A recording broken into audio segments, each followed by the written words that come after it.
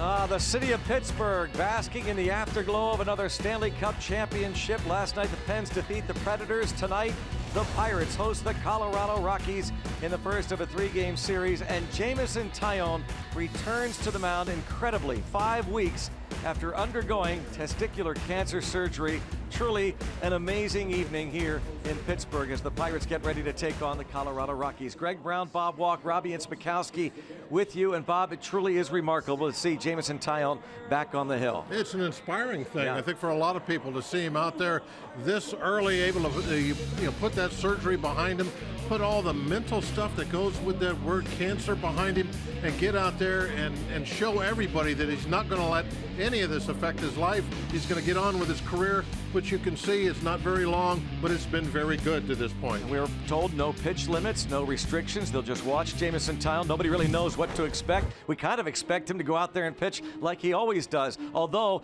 big test tonight, not just for Taillon, but also for the Colorado Rocky lefty rookie, because we check out our Barrel Automotive leader stat in June. You're talking about arguably the top two offenses in the National League. Yeah, both these teams have really been clicking with the bats. Really nice to see with the Pirates. They scuffled with it earlier in the year, but now as the weather is heated up, they're heating up. Look at that batting average, .312 this month. Maybe some great things to come. Let's keep our fingers crossed. That rookie lefty for the Rockies is Kyle Freeland. He's having a great year. Jameson Taillon, it is great to see J-Mo back. Buccos and Rockies, game 1 of 3 from PNC Park, coming up next.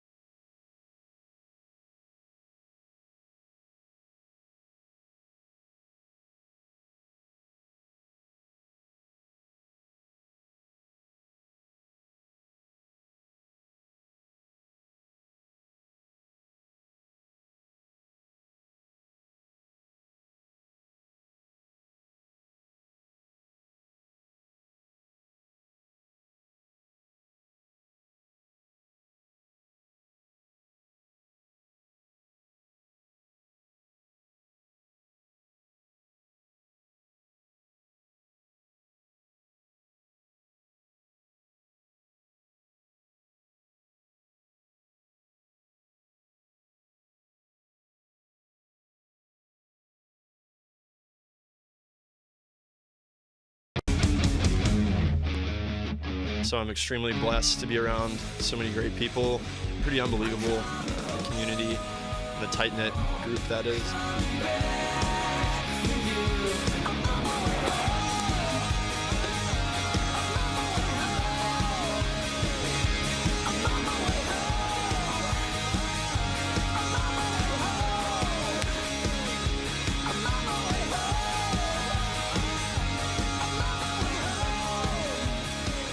Here comes Jameson Taillon.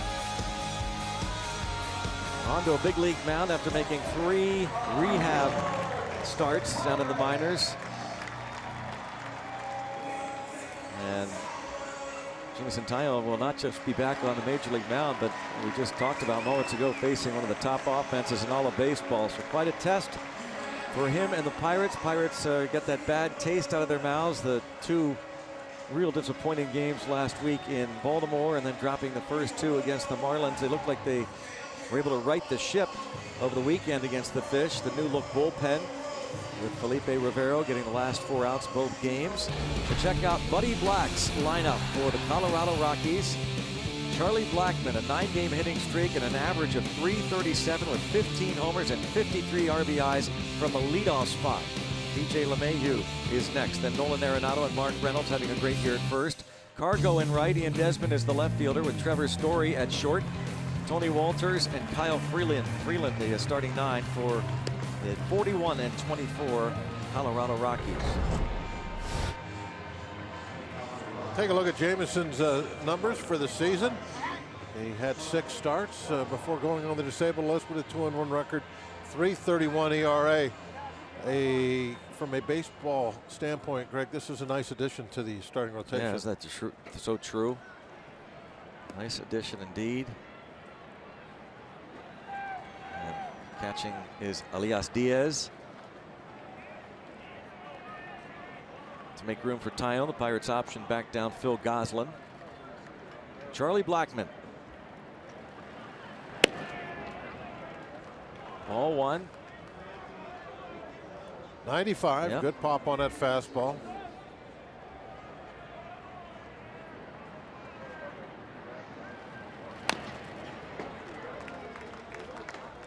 Ball and a strike on Blackmon. Rockies just finished up a series against the Chicago Cubs at Wrigley Field. They won the first 3 games of the series. Cubs beat them last night. That snapped the 7-game winning streak for Colorado.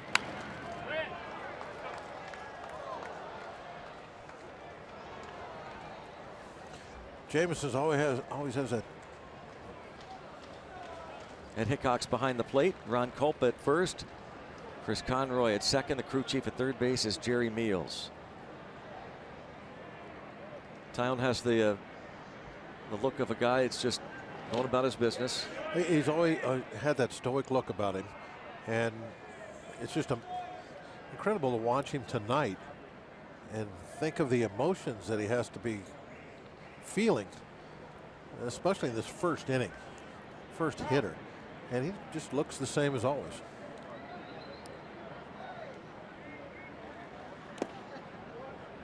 Full count on Blackmon. Taillon's last start in the big leagues was May the 3rd in Cincinnati. He gave up 6 runs in 5 innings and a 7-2 loss to the Reds.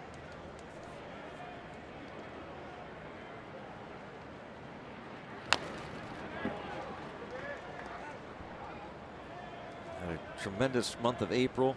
ERA just over 2. And 5 starts the first month of the season. Keep in mind, this is only his 25th major league start. It's not like this guy's been on the mound for a lot of years in the big leagues. Taillon, the former 2nd pick overall in the 2010 draft out of the Woodlands High School in Houston. A normal full year of starts is 32. He's still got a ways to go to get there. 97 as he tries to put Blackmon away. Blackmon, the toughest outs in the league. Just tried to overpower him with that one right there. Almost got it by him.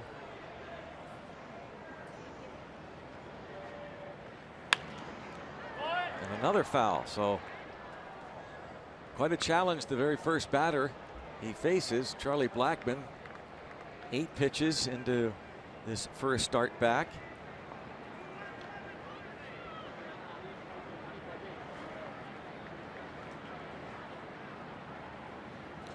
Gonna go curveball. Ha ha. And a dandy. Uncle Charlie for Charlie.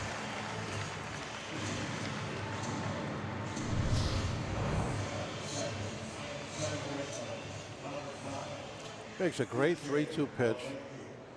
and after he drops his hook right there, perfect spot, the look on his face was just like, let's go to the next guy. Yeah. Yeah, I think he's saying he's got a little giddy up on the fastball. I don't know who he was talking to there, but he's throwing hard. DJ LeMahieu won the batting title last year for the Rockies, hitting .281 this season.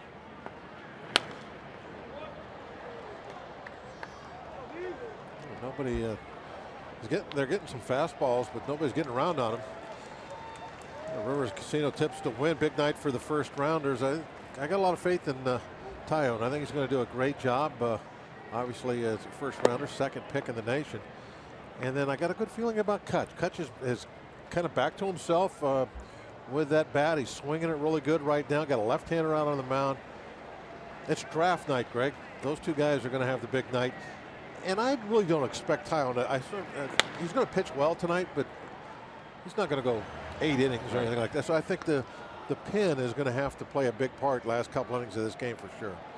And we'll have to see how it works out, who's going to be available, and who pitches. 2-2 count on LeMahieu.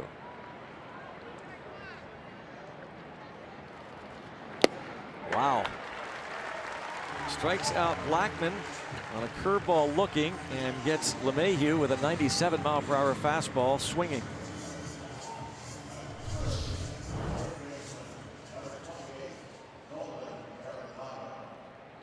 Look at his face when he turns around. Just ho hum.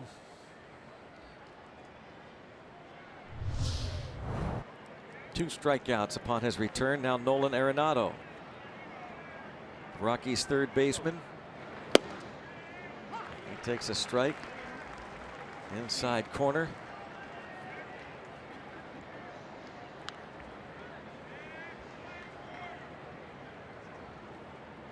.46 RBIs, tied for 8th in the league in that department. Tyone out in front, 0-2. And off the mask of Elias Diaz. Strikes out Blackman looking with the curve. LeMahieu, hockey on the mind. LeMahieu swings and misses the strikeout, and now it's Arenado. 0-2 count. Whoa. How about that? Nice little the command he's showing too after what has it been, 5 weeks? Yep.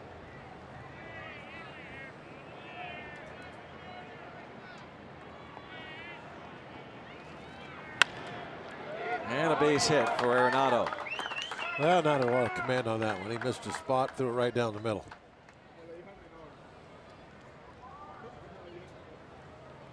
Check out the Pirates Honda defense.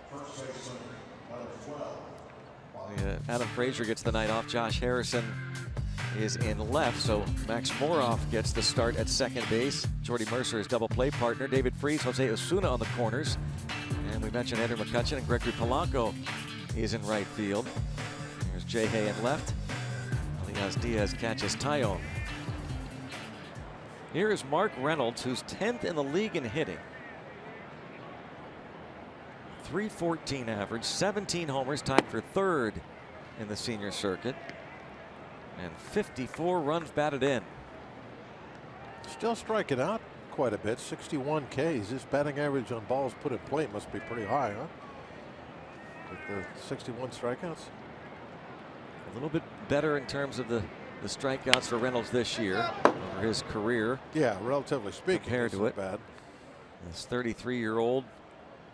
Check out the comparisons. Slugging now .586 so far this year. Career average 3.2. Plate appearance per strikeout, 4.1 this year. Still striking out once a game.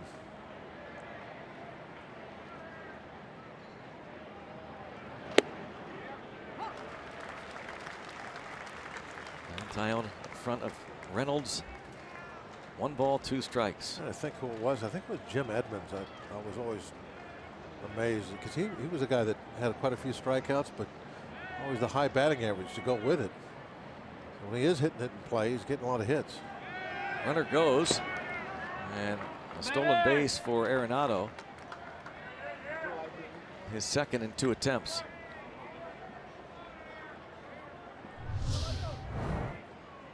Excellent jump.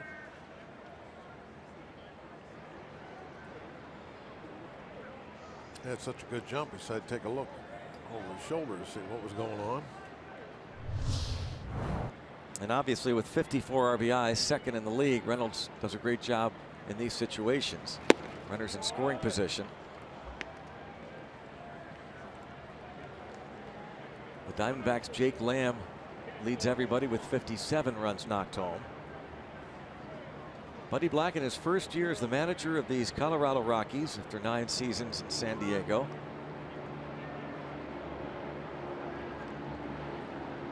His club the best record in the National League, leading the Dodgers by 1.5 games in the West. The Diamondbacks are 2 back. To right, Polanco is there. 1/2 inning for Jameson Taillon. A couple of strikeouts, a hit, and a 0 for the Rockies.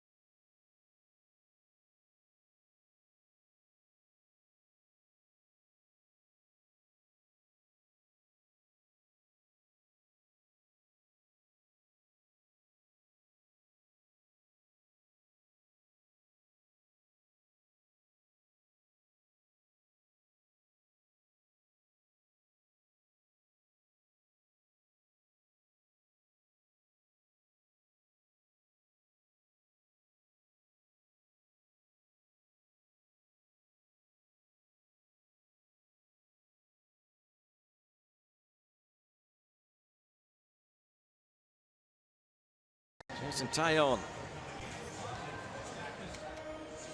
back to the dugout, seated next to his battery mate.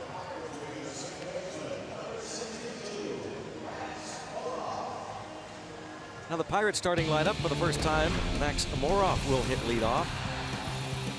Josh Harrison in the 2-hole. Gregory Polanco, David Freese follow. Jose Osuna at first. And since May 24th, Andrew McCutchen batting over 400. He's in that 6th spot of the order. Diaz, Mercer, Taillon against a rookie sensation, Kyle Freeland. Freeland's numbers on the year pretty darn good. 7 wins, 3 losses. Not a bad ERA at 3.34. It's always been a very good ERA for anyone wearing the Rocky uniform. Max Moroff will bat right-handed against Freeland, the Denver native. Freeland.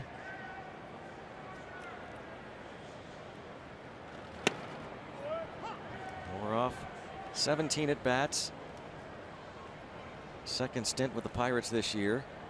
Was hitting .269 at AAA as Adam Frazier gets a night off. It's a left-hander.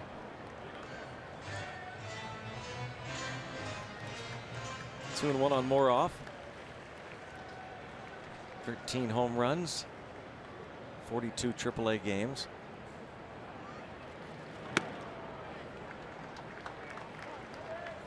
And that's 3 and 1. 24 years old.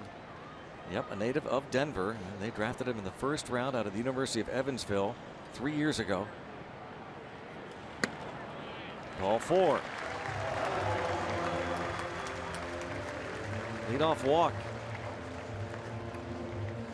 Freeland with 29 free passes in 70 innings. He's also given up 7 home runs this season. That's been a little bit of a problem lately. The long ball for Freeland.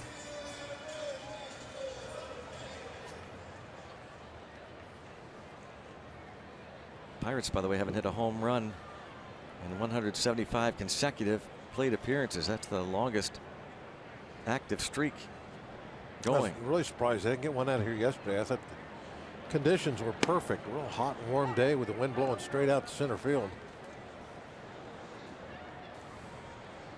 Jay has 7 home runs. He has a 9-game hitting streak.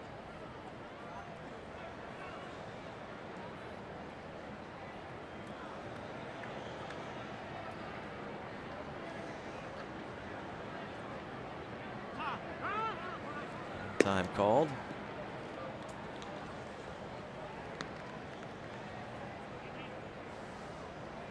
Now 176 plate appearances without a home run. Longest current streak in Major League Baseball. Gregory Polanco was rested yesterday. They're really hoping that that bat comes alive soon.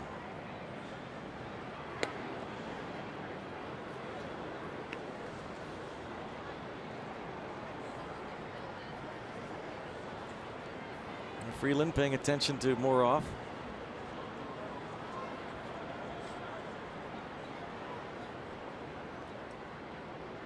Pirates first look at these Rockies. There's a better move.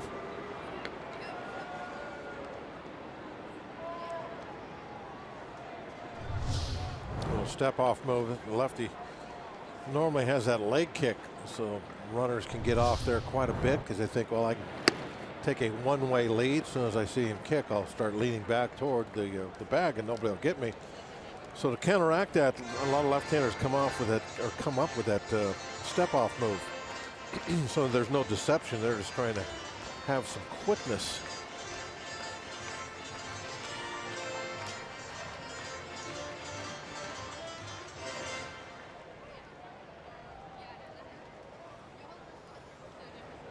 Rockies not used to seeing this ERA being so low over the years. There's a drive hit deep to left field. Going back is Ian Desmond, and there it is. Clear the deck. Cannonball coming for Jay Hay. It's his 8th, and the Pirates take a 2-0 lead. Jay Hay definitely healthy and swinging a bat with a lot more power than last year. And driving the ball all over the place, all field.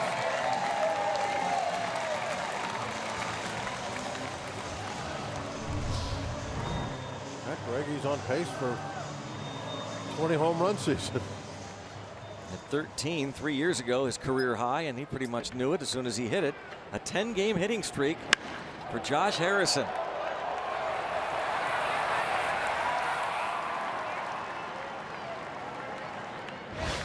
Freeland has been really good on keeping the ball on the ground. Get those all-star votes in.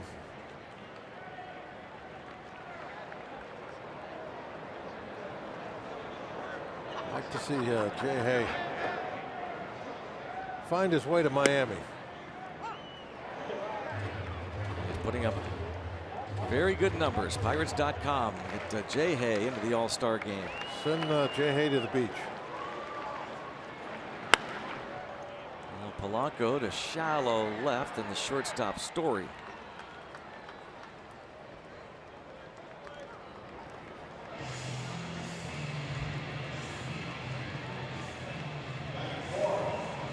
Freeland, for the most part, has kept the ball on the ground, but you see the fly balls lately. He's given up at least a home run now in each of his last 6 starts, after giving up just 1 over his first 7. Well, watching him pitch, he looks like likes to live with that cutter, trying to run it in on the right-handers, and if you're not getting it in there, You leave it out over the plate, it's just a kind of a nothing fastball. David Freese with the single. And because it's a cutter, you're trying to run it upstairs to jam people with. So again, it's a nothing fastball, and it's going to be elevated, and that means fly balls and home runs.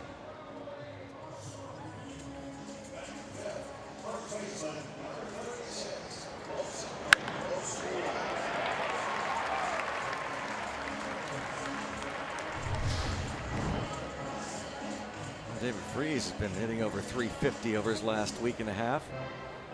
Pitching coach Steve Foster. Early visit. Harrison home run. 8 now in the season and 22 RBIs for Jay Hay. A little scouting report right there from Jay Hay about that cutter. How much does it break?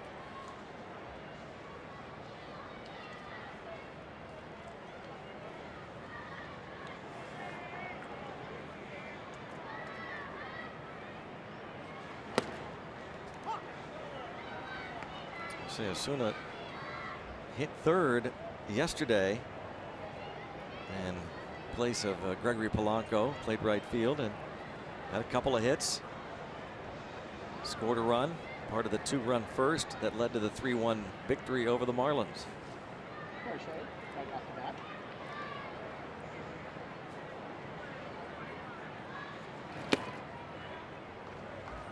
Been doing a good job coming off the bench this year.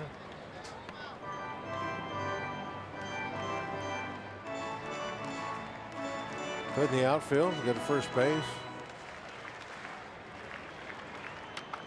Nice addition this season to the Pirate roster. So one hit in the air the other way for Carlos Gonzalez. Carlos Gonzalez, like some teammates, Gold Gloves about everywhere, including Nolan Arenado, who won his 4th consecutive last year. Sensational third baseman. Mark Reynolds doesn't get enough credit. He's one of the better defenders at first base. DJ LeMahieu won a Gold Glove last year, a couple years ago rather. Trevor Story at short, Ian Desmond, Charlie Blackmon, Carlos Gonzalez, and Tony Walters, excellent defensively behind the plate. Very strong defense, just 25 errors, the fewest in the National League for the Rockies.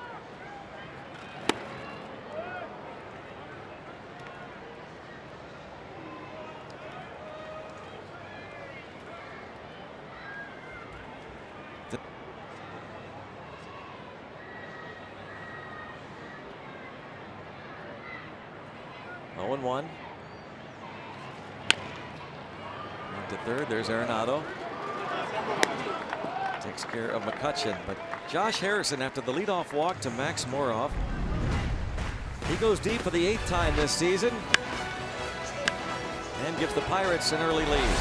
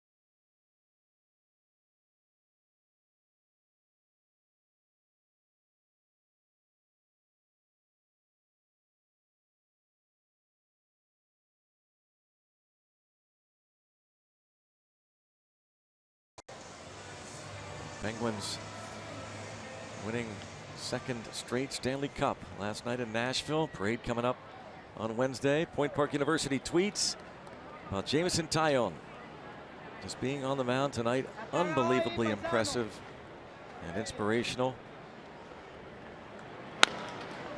Weekly hit. Moroff retires Carlos Gonzalez.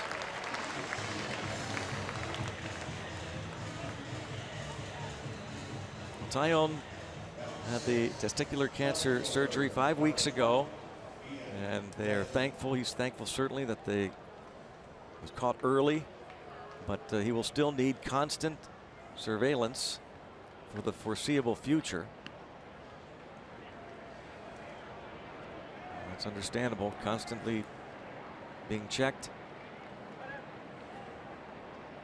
Still just remarkable.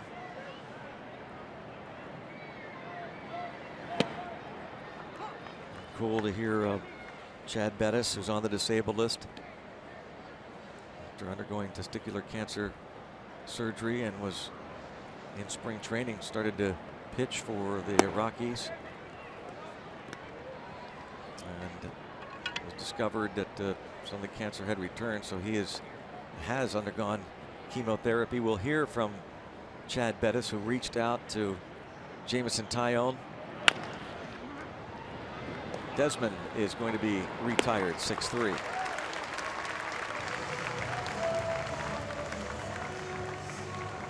We'll bring up Trevor's story in our Allegheny Health Network injury update regarding Chad Bettis, diagnosed in November.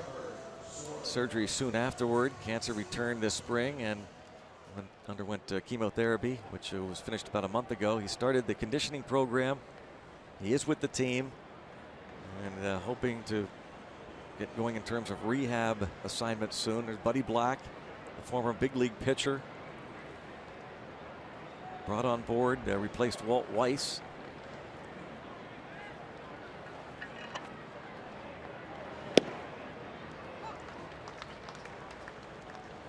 I was listening to MLB radio coming in, and they were making a interesting point about Buddy Black being a pitcher as a manager, and maybe it's a kind of a viewpoint that the Rockies haven't really ever had and might benefit from. Obviously, they were giving a lot of the credit to the start this year and their better pitching this year to Buddy Black. 1-2 on Trevor's story.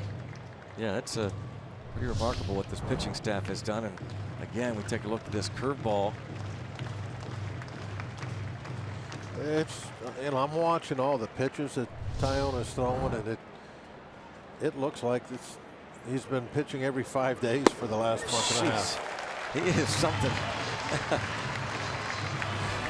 1, 2, 3. That's his third strikeout.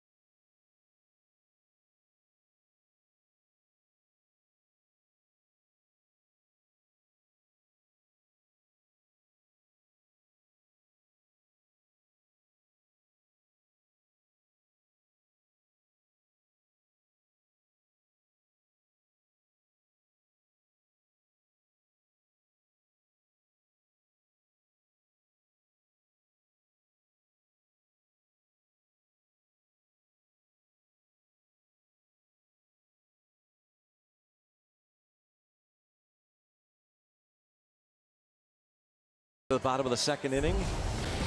Major League Baseball first-year amateur player draft taking place tonight, and we'll update you on the Pirates pick. But local product, Brendan McKay goes to the Twins. The Rays, correct? I'm sorry, the Rays. The Tampa Bay Rays, the fourth pick. The Tampa Bay Rays selected the Twins. Selected shortstop Royce Lewis. Hunter Green went to the Reds. Mackenzie Gore, a left-hander, to the Padres, and Brendan McKay to the Tampa Bay Rays. Who's on the clock? 12. Atlanta. And we're told that when the Rays made the selection, they picked McKay as a first baseman.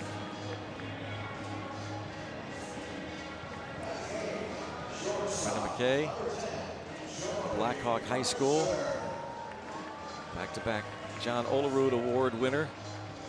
So he can hit and he can pitch. Louisville's all-time leader in strikeouts. Congratulations to Brendan McKay, and we're including, as we show you the batting averages of each Pirates player as they come to the plate. When they were drafted, third rounder Jordy Mercer out of Oklahoma State. Also a two-way player. Yeah. Did a lot of pitching in Oklahoma State.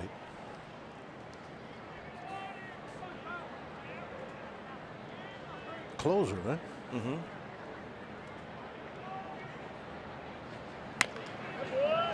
Talking to Neil Huntington last week about that, if he thought that we would ever see a two-way player in the major leagues, and he said it would have to be an American League club. Well, Tampa Bay, because you could see a guy beat a DH when the nights he's not pitching. What do you think? Well, I remember it being in the minor leagues in Double-A, Eastern League. And a base hit for Mercer, an opposite field single. The Yankees had a left-handed pitcher who DH'd a couple of games in between his starts all the time. I want to say it was Tim Lawler, but I could be wrong. So, I saw it happen in the minor leagues, so maybe it won't. Nice ovation for Jameson Taillon. Announced by Tim DeBacco to the plate. Taillon has one bunt, successful bunt this season.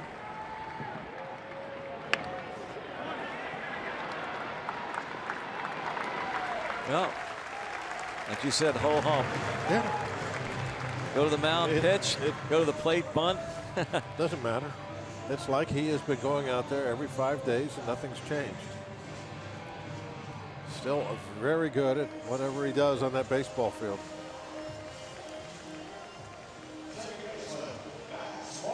Taillon gets that runner to second for Max Moroff. The hint of a smile there, I thought I saw. Yeah, there it is. Yeah, just a hint of one. He won't give you that very often. Not until after the game, anyway.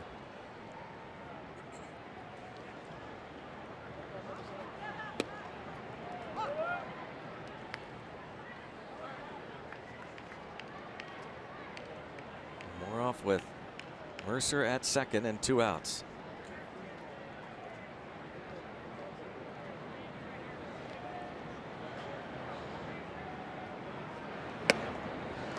Moroff was doing a fabulous job at Indianapolis for a long stretch, driving in runs. Good power. Was tied for first in the International League in homers, third in slugging.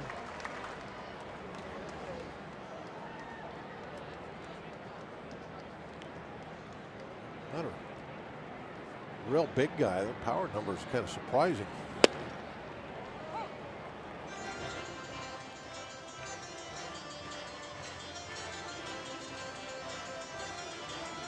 Max hit a lot of home runs before anywhere?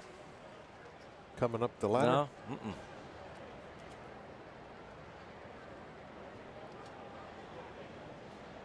1 ball, 2 strikes.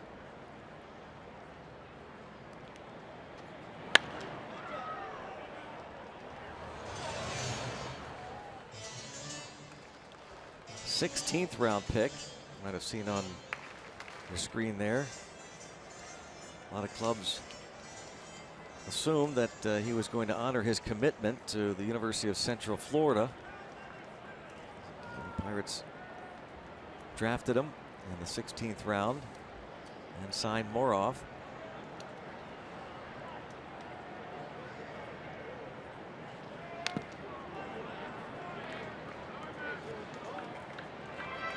No 1-2 on the rookie. From the rookie, Kyle Freeland. Winter Park, Florida native Max Moroff, and again the Denver native Freeland, one of 4 rookies in this rotation for Buddy Black. Done a tremendous job. Jeff Hoffman, German Marquez, Antonio Sensatella, the other rookies.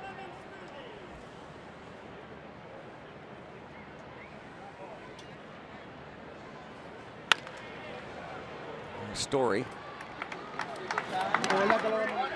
Well, the Pirates get a hit, but Strand Mercer, and through 2 have a 2-0 lead over the Rockies.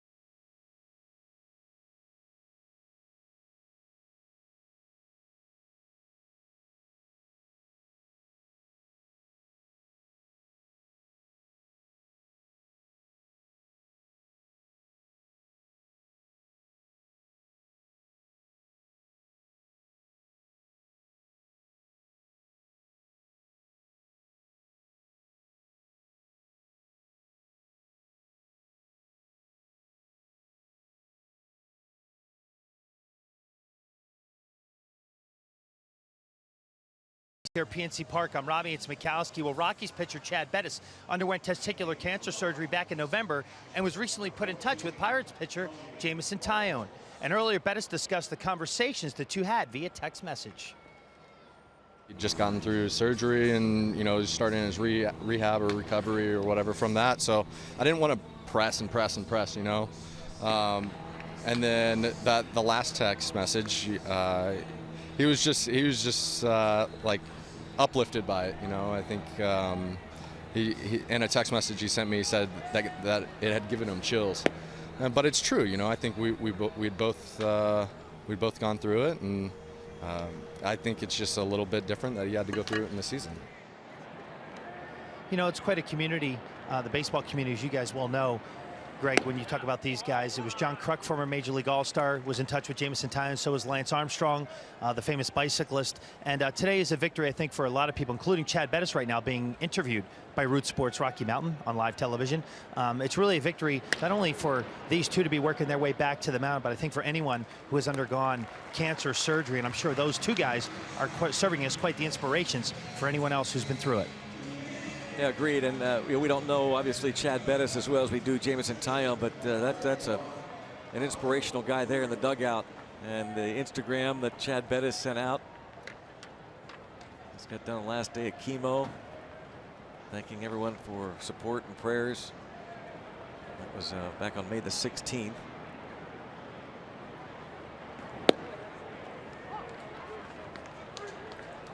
Chad Bettis talking with Drew Goodman and Jeff Hewson. And there's an opposite side roller, and Freeze did everything he could, but Kyle Freeland, who has homered already this season, gets his 6th hit. That's really it. Even with, doesn't matter who's running, that's a tough play. Freeze had to go a long way to keep that ball from getting down the foul line. Look how wide he is playing off the chalk. He had to go about 6 steps to make that sliding stop.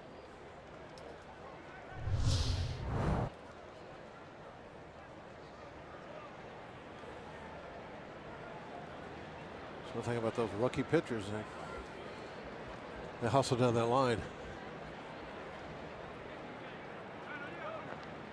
Yeah, the pitcher had been around 6, 7 years.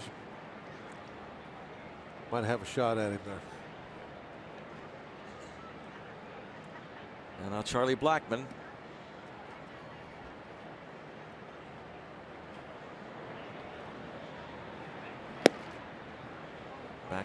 Blackmon was retired after putting up quite a fight. Seemed like he was pretty impressed with the fastball once he got back to the dugout. I'm curious now how they work him, and will he make an adjustment, maybe hunt that fastball a little bit. Change up away. National League ranks for Charlie Blackmon: 3rd in hitting, 5th in OPS, tied for 10th with those 15 homers. Series of runs, ribbies, multi-hit games. And 3-0 now on this Dallas, Texas native. Facing a guy from the Houston, Texas area. And LeMahieu to follow.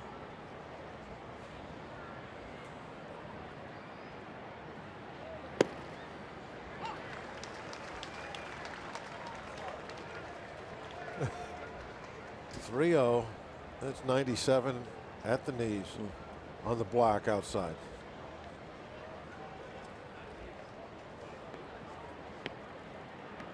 Well, might have been a little further than the block. It was out in the block there. That one was right down the middle. That was center cut.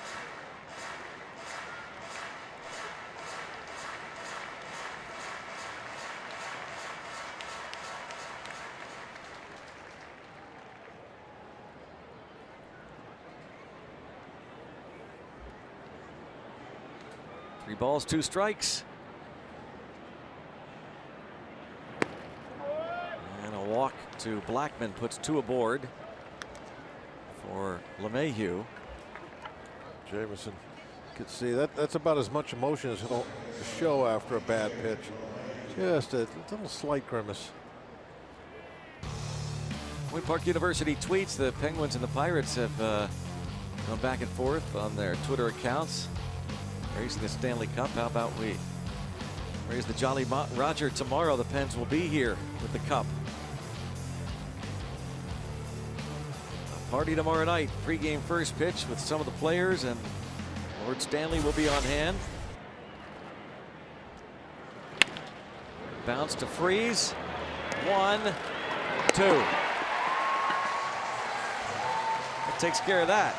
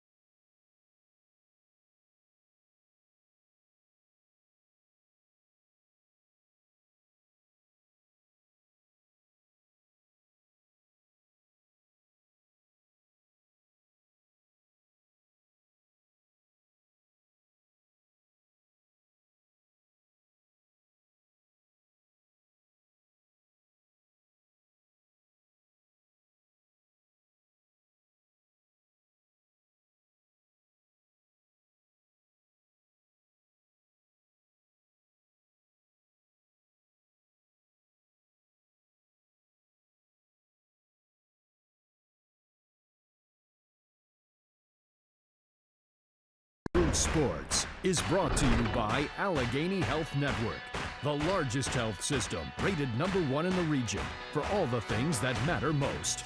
By Bordas & Bordas, official legal partner of the Pittsburgh Pirates. And by Kenny Ross Subaru, total confidence pricing. Let's go Bucks! 2-0 Pirates lead going to the bottom of the third inning. The first of 3 with the Rockies. Tomorrow night, Garrett Cole against Tyler Chatwood, and then Chad Kuhl pitches Wednesday night against German Marquez. After the off day Thursday, the Chicago Cubs come to town. Starting a 3-game series Friday night, celebration of Heritage Night. Pirates will be wearing Homestead Grays uniforms. Go to pirates.com/heritage for your tickets. The Pirates and the Chicago Cubs. Heritage Night celebration.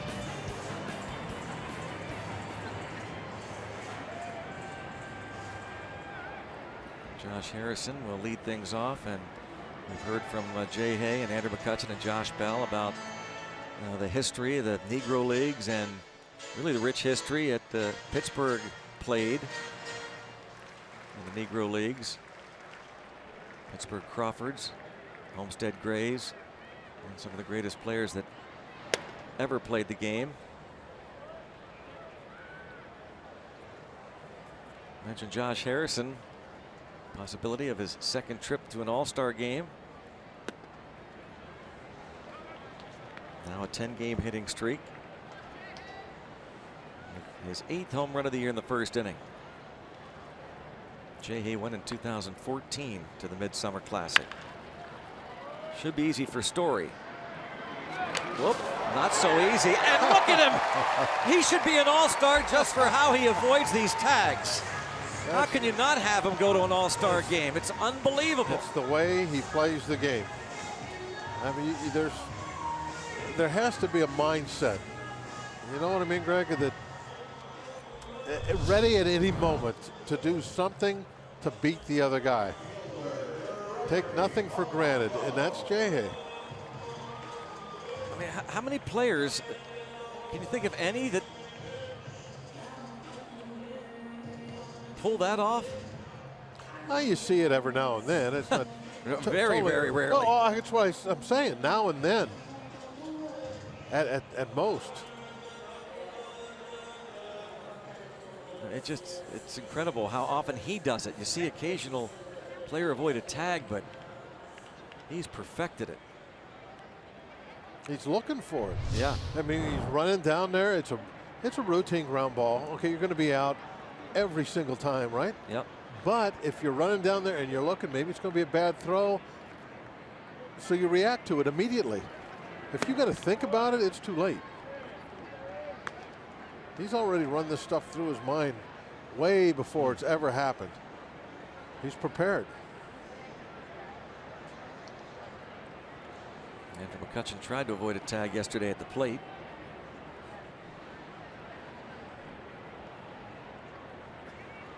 But nobody does it like Josh Harrison.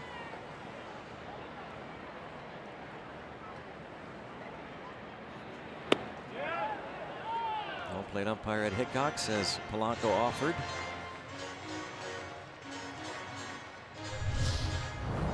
Here's what you're talking about. Just a routine ground ball. And how many players? I mean, really are these? It's unbelievable. He's got his head up. He's watching. As soon as he sees the ball is going to be wide, he's down in the dirt.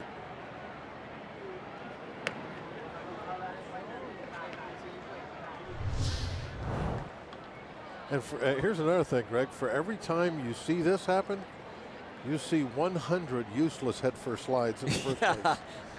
That is very true.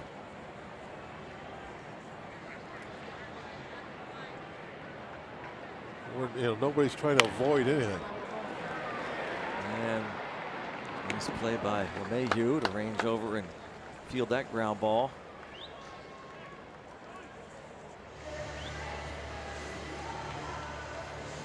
Mentioned the Gold Glove DJ LeMahieu collected a couple years ago. Now Harrison in scoring position for David Freese.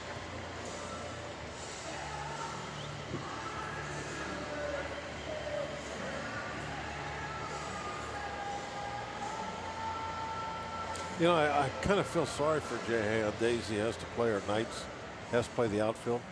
So there's nobody for him to talk to out there. He loves he talks to umpires, other players, likes to be in that infield so he can have some action.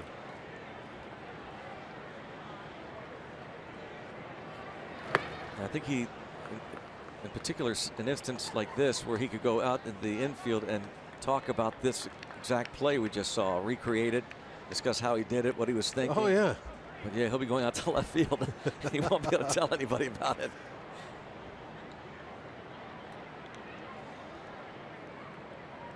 What made me think about that was as he was brushing himself off when he got the secondary conversation with the umpire. Look. Oh, I thought he was about to say something. He'd make a great first baseman. Yeah, he'd be perfect for that position. Be able to talk. Mayhew did not go over to cover as Freeland turned as if he's going to throw over there. Lets J.A. know that he hasn't forgotten about him. Just one out. J.A. would love to steal third.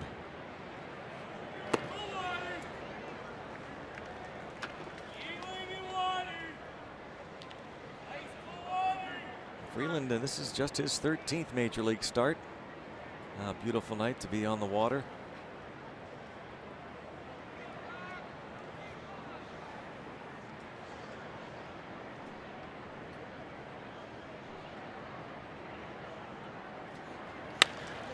Line to right field, a base hit. The Pirates will take advantage of the air and kicked by Cargo.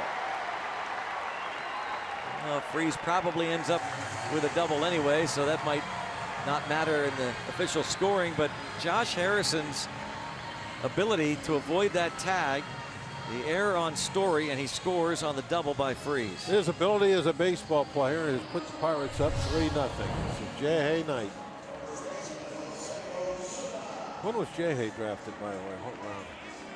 I think he was I want to say fourth rounder. Well, there's the kick, but again, I don't think that probably a double all the way mattered in the scoring. So they called a straight double. J.A. was a 6th rounder by the Cubs in 2008. Pretty darn good 6th round pick out of the Queen City. Traded over from the Cubs to the Bucks. A nice player the Pirates have had. Came to the big leagues with the Bucks in 2011.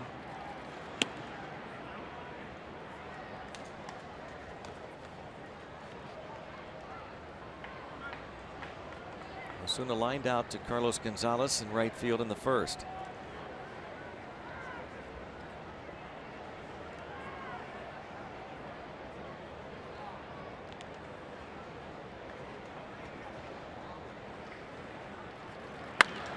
Hit hard by Osuna. Too hard. First and third. And Walters has to go up the line to get that throw from Carlos Gonzalez. Well, Osuna lined out to right in the first. Here he lines to right, gets the hit.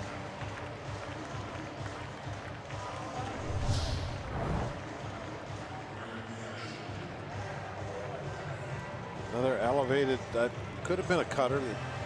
The way he had that side spin going. But it was elevated out over the plate. I really like the approach Freeze and Osuna these last 2 at bats. Thinking about going the other way. They're not trying to get out there and pull anything.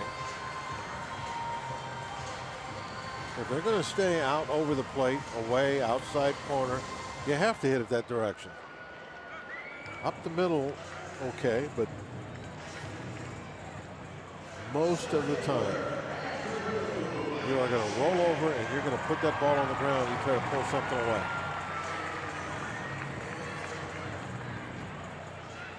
First and third, the infield looks for a double play ball.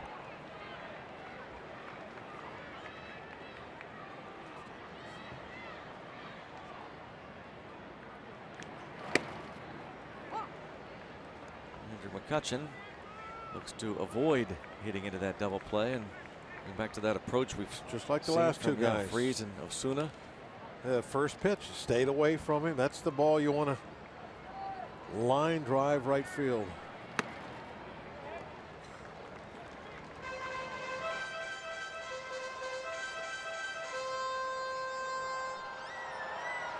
Nice June.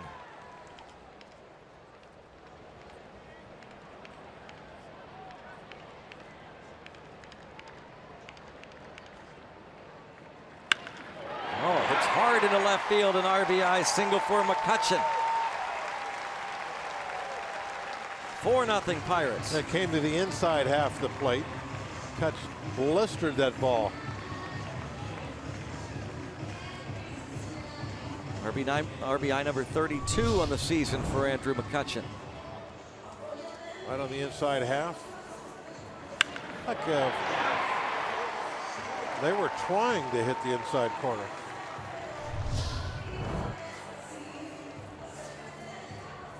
David Freese, the RBI double. Still just one out, first and second for Elias Diaz.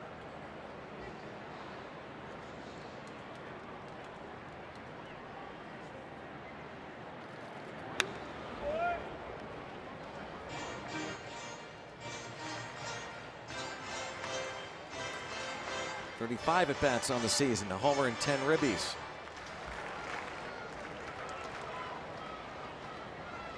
Two for four yesterday. The two-run first-inning double gave the Bucks the lead. They would not relinquish. DL for Francisco Cervelli, the concussion DL. Pirates with an opportunity maybe to break into that bullpen early tonight. Freeland about to throw his 50th pitch here, and he's down by 4 runs. Nobody throwing out there yet. There's some stretching going on.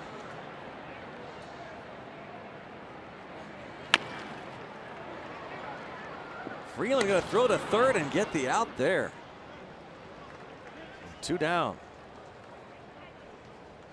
A good heads-up play by the youngster. I mean, that's going to be a difficult stop and throw going back to first base. He's got the force out, just what, about 20 feet away. The ball leading him to the bag, really. Yeah, another good thing. Arenado. Yeah. I mean, he reads this perfectly and gets to the bag in time to take that throw. A lot of third basemen would have just come charging that little chopper like a bull, and there would have been nobody to throw it to.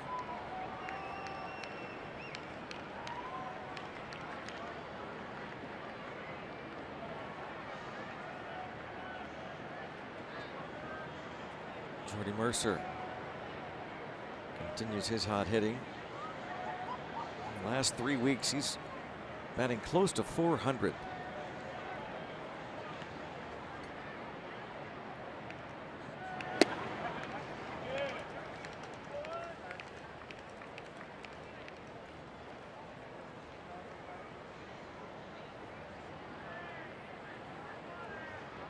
Average up to 274 now.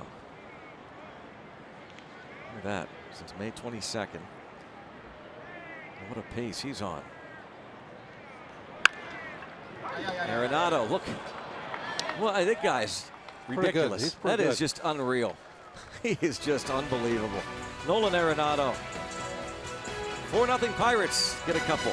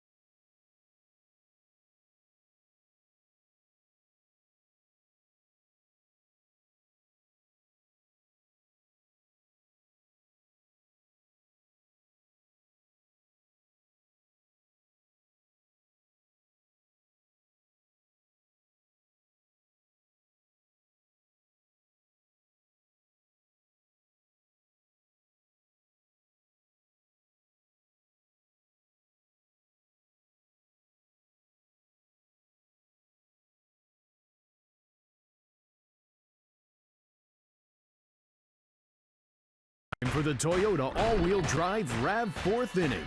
Toyota, what drives you?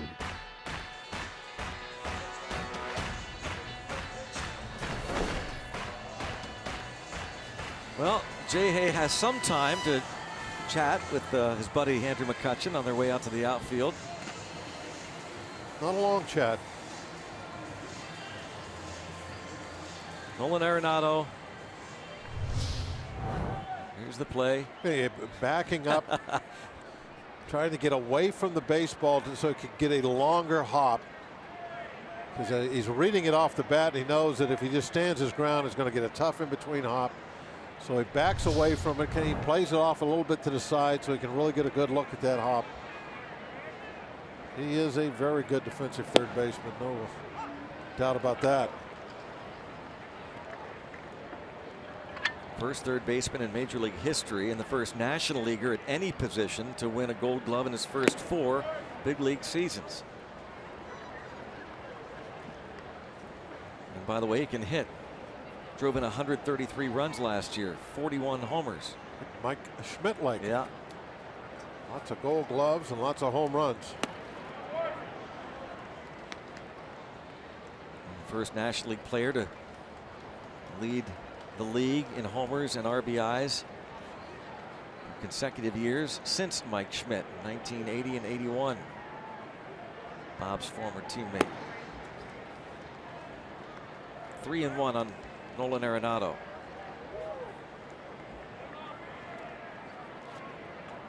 Tyone walked Charlie Blackmon in the 3rd. He has struck out 3.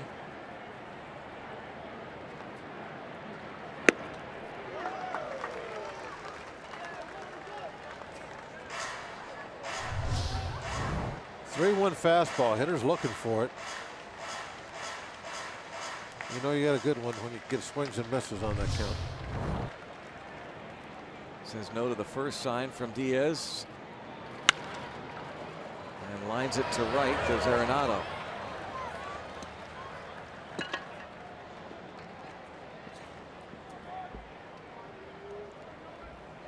wonder if he shook off the curveball. Could have been shaken for in and out location. Here's some more tweets, and this time about Josh Harrison. Deserving to go to Miami. All-star for sure. Jay Hay bouncing around again this year. Second, I'm not third, sure how left. that hashtag stuff works. Can we hashtag Jay Hay to the beach or something like that? Does that do anything? Or is it, yeah, you is can. that not how it works? No, I think that is how it works. I'm no expert, but I do think that you look for something a little more clever than Jay Hay to the beach. Oh, Something okay. catchier, quicker. All right. I mean, I think a good idea. I think you've got to start it. In fact, maybe some folks can tweet to help Bob out. Some kind a theme, some a kind of catchy thing. A hashtag that will get him to the All-Star game. The Pirates have hashtag vote Jay Hay all day. What do you think? No comment.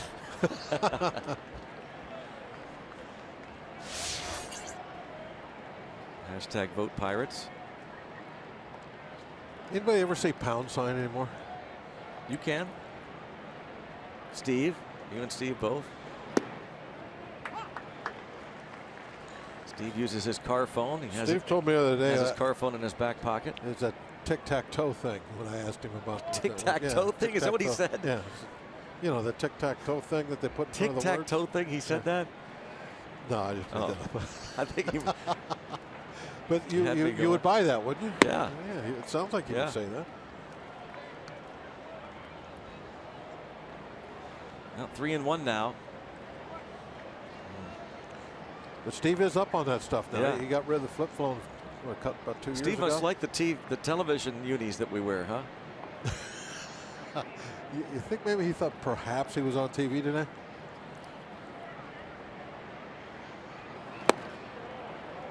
That's first and second, no one out. Hit and a walk.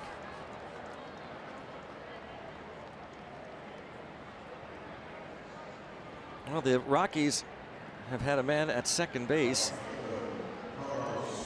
in 3 of the first 4 innings. Tyone did have a 1-2-3 second.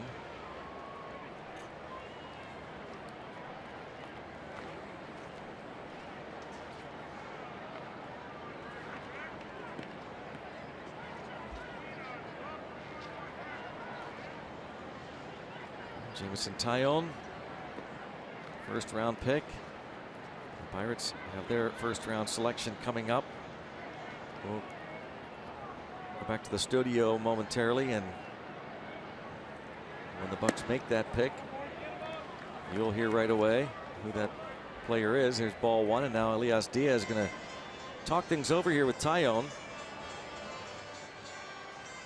A bit of command issues here. Yeah, the stuff obviously has been very good tonight. There have been not a lot, but certain at bats you can see there's been a little bit of an issue on where he's throwing the ball. Curveball, perhaps. That real good curveball he put in the perfect spot with Blackman up, the very first hitter of the game. Since that one, I'm not sure he's been able to command it like he did with that hook he threw there for the strikeout.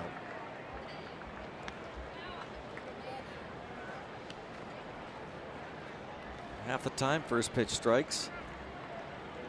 Wants to do a little bit better than that. Siri just called time. Now, Greg, and you said this earlier about just taking like a regular start, no pitch count, no limits on innings, no restrictions. But I still have to believe that they're going to look at this a little different than just a normal regular season. You'd have to think. Start, and they're. Let's just say I think that they will be conservative today, and as far as when they get relievers up and how far they let him go in this game. And that's why I said earlier that I think the pen is going to have to really do a good job in the last third of this game. They will be involved. Nothing going just yet, but Euclides Rojas does get a phone call. Pirates bullpen coach. It looks like he is going to tell someone to get up and start to loosen. That's how it works right there. Somebody gets pointed at. Who got the point? We'll find out. Carlos Gonzalez now 2-1 as he fouls that one off. It might have been like if somebody gets on. Yeah. Could be an F point.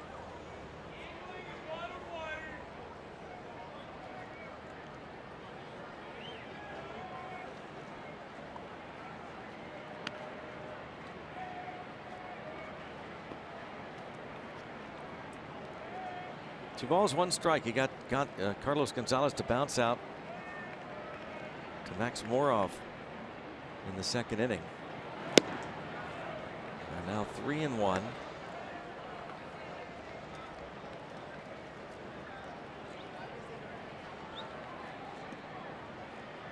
He had 24 first inning. That was a little bit of a challenge. He got the strikeouts, a couple of full counts.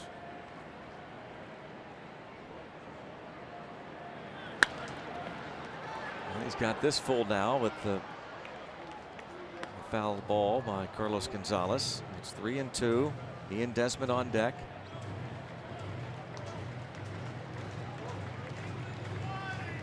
Colorado Rockies team 24-11 on the road this year.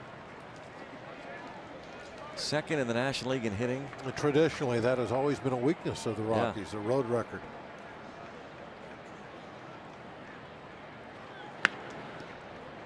And a shallow right, and the second baseman Moroff, an infield fly rule is called, and that is the first out in this top of the fourth.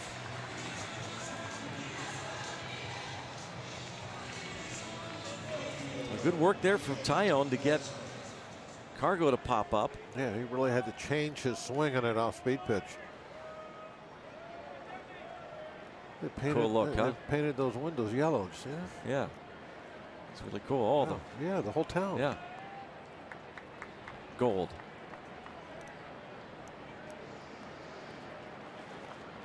Matching the bridge. How about that?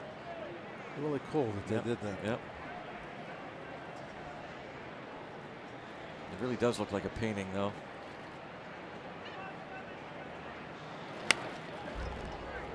Ian Desmond. Who would be the artist, Greg? That painting. Norman Rockwell. What do you think? Yeah, I'll go with that. It's got baseball in it.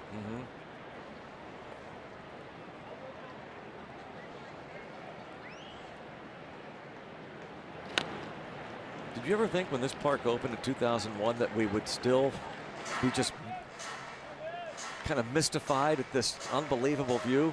That it never gets old? To be honest with you, Greg, I don't think I've ever said this before. When they said that they were going to put the ballpark here, you know, so they could have the view of the south, like, okay. Yeah, big deal. Yeah, like, okay. Yeah, well, so what? How's that going to work? Well, it worked pretty good, I guess. I guess I was wrong on that one. 0-2 on Ian Desmond. If Tyone can get Desmond to bounce to Mercer, as he did in the second, a chance to get out of it. You see the veteran with a .467 batting average in these situations.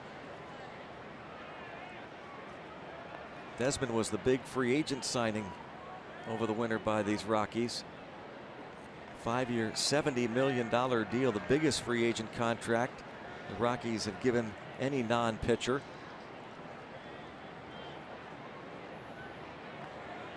Those guys they talked about bringing a great leadership, veteran presence to the clubhouse. Foul tip and a strikeout. 97. He located that one perfectly. Went upstairs with the strikeout pitch.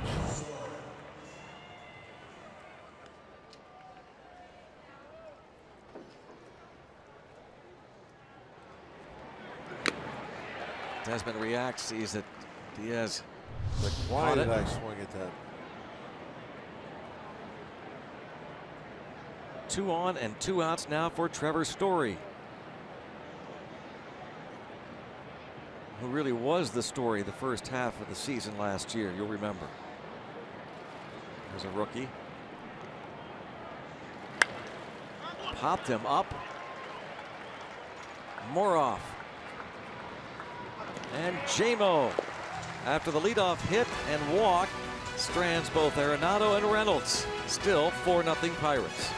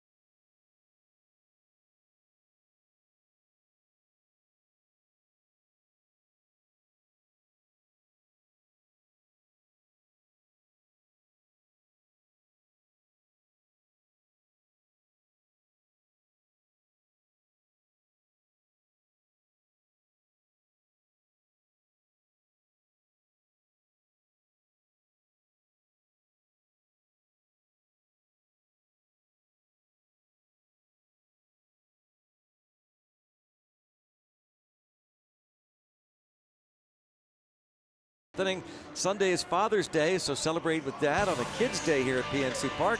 Pirates Cubs 1:35. It'll be the final game of the homestand. Fun and games before the family fun zone, during and after the game. All kids 14 and under and dads will get a military replica cap thanks to Kennywood. Go to pirates.com/kidsdays for tickets. Kids and dads will run the bases after the game. It's a little Father's Day. Kids, bring your dads. What about grandpas? Can grandpas run the bases? Yep. Bring your grandpas too.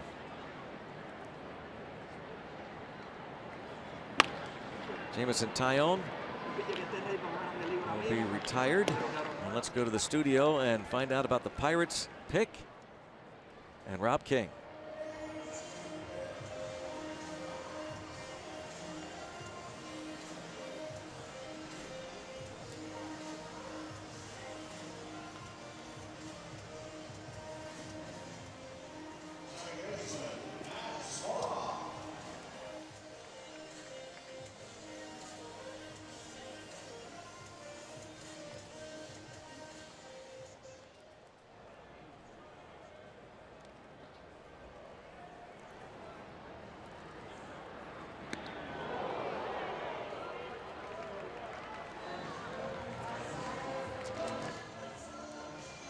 And thank you, Rob. He'll continue to update us. Boz had committed to TCU, but the high school right-hander. The Pirates, before tonight, 7 of their past 8 first-rounders had been position players, as Moroff is hit by the Freeland offering.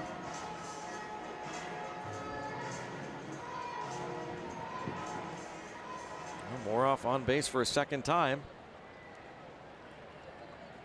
It's been his game. And now Jay, who homered in the first, reached on the air his last time up, thanks to the great dive, avoiding the Mark Reynolds tag. Well, that did the run. Let the A run.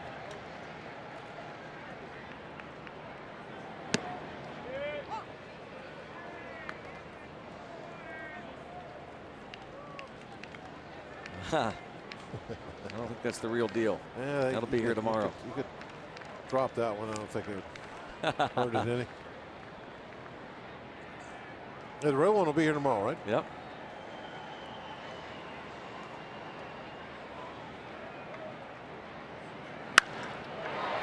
Line drive at the center fielder Blackman. 2 outs. Hard hit by Harrison.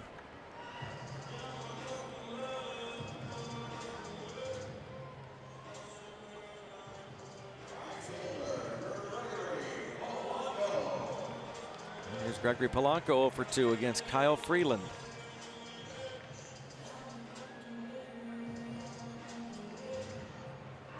He's popped up and bounced out. 1 hit in his last 15 at bats.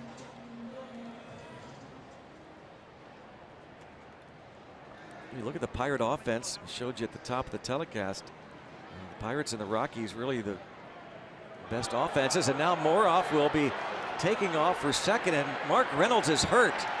And Moroff is going to wind up at third base. That's a concern, but the bigger concern for these Rockies is Mark Reynolds. He has been sensational this year, having one of his best seasons ever at the age of 33.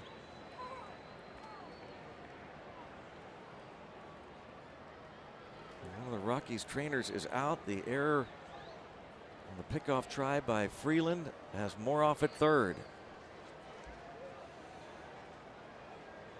I want to see on the replay if we can pick up what happened to his knee.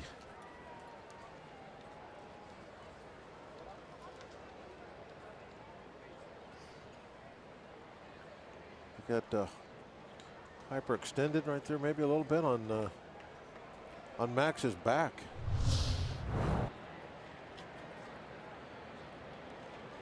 Mark Reynolds had injuries last year. The fractured hook of the hamate bone in his left hand removed in mid-August, and then later was hit by a pitch mid-September, fractured his hand, missed the rest of the year. And as we said, this season off to maybe his best start of his career.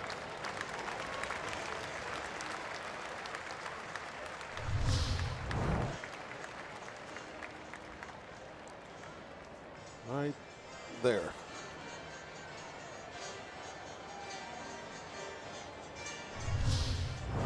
Trying to see if he can continue. Scott Garrett, the assistant athletic trainer, out there with him.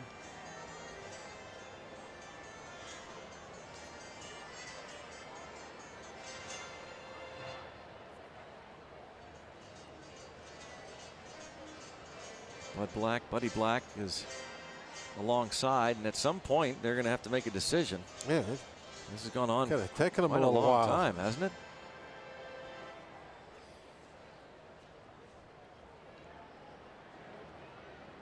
They're not going to risk it, looks like. I think Buddy Black is. No, he's going to stay in.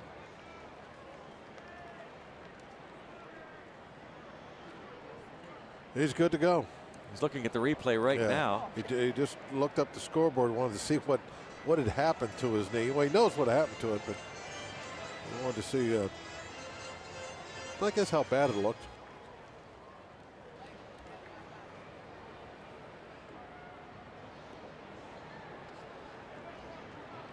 Reynolds. Those scoreboards nowadays, video boards, have really become a part of all sports, haven't they? Yep. Very much a part of the game. Even, for the players themselves. And Polanco pops up. Well, the Pirates get more off a board, but a line out to center and a pop up. We have played 4. It is 4-0 Buccos.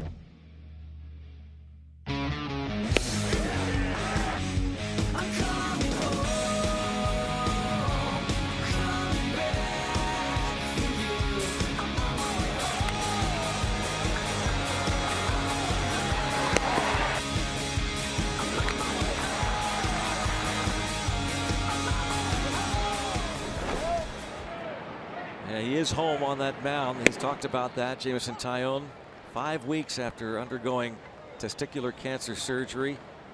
He returns to this familiar place. He said that's what we do. Tony Walters. 1 ball, 1 strike on the catcher. Little change up. Haven't thrown too many of those tonight. 3 to be exact. It just shows it to him every now and then.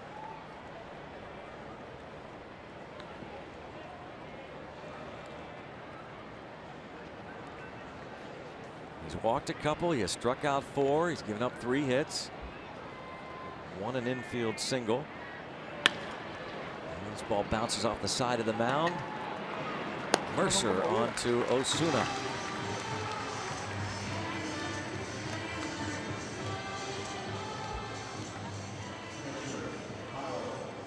He's pitched very well, extremely well under the circumstances, and if he gives the Pirates 5 innings and he can get 5 to qualify for a W, and the rest is gravy. Bob, you talked about how no restrictions, but they are going to probably at least cautious. Yeah.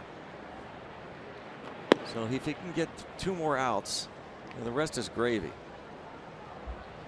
And another thing too, let's not forget, this is the very hard hitting Colorado Rockies have been mashing everybody all year, that he is at this point shutting out on 3 hits, knocking on wood to take off any jinx. So that's always very important. Freeland, 1 of the hits, the infield single.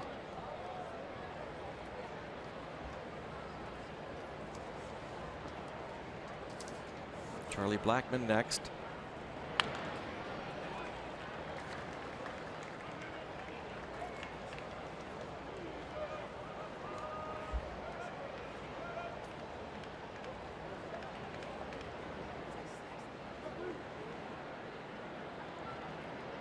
Start number 7 on the season for Jameson Taillon.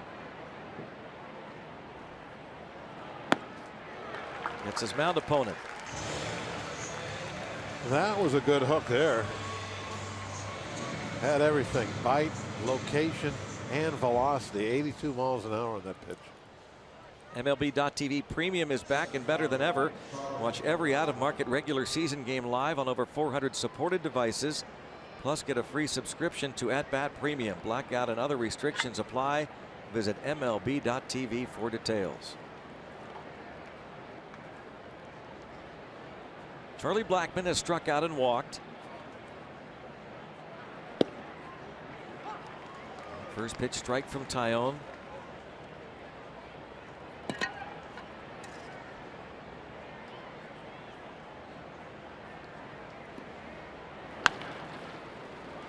And a base hit.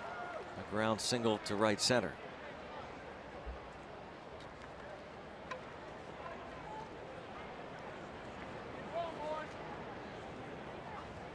Taillon going to take a peek at that scoreboard. See where that pitch was. Blackmon on base for a second time.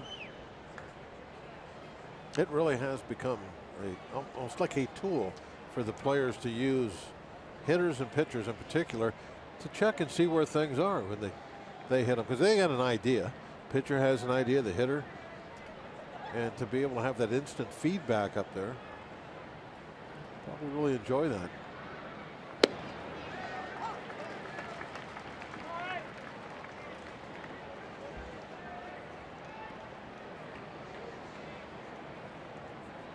Mayhew takes the strike. And sometimes you just want to relive that great pitch you just threw. You know, the double you just hit. Did you have the video replay back in your day? No, there was no. It was just a. What do they call that? The matrix board? Yeah. Or,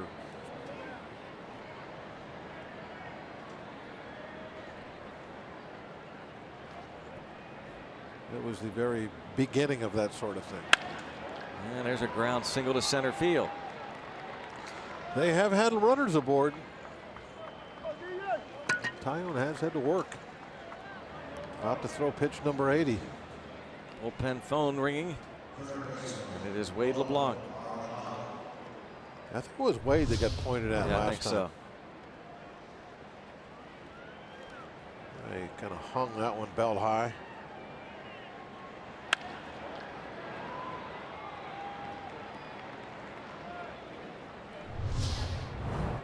Now Elias Diaz to the mound. Next pitch will be his 80th.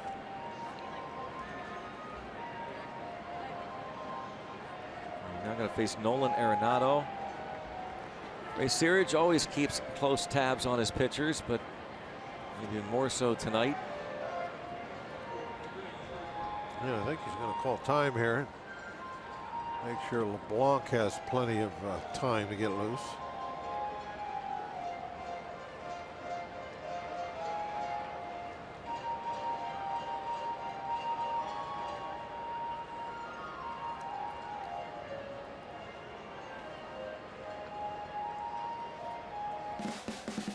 Well, Shane Baz, right-hander, Tomball, Texas, tweeted out, heading to the Pirates.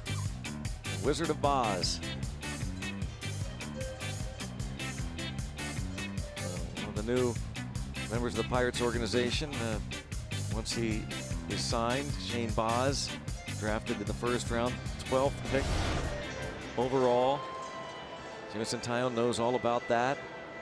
And they drafted him the first round, number 2 pick overall in 2010. And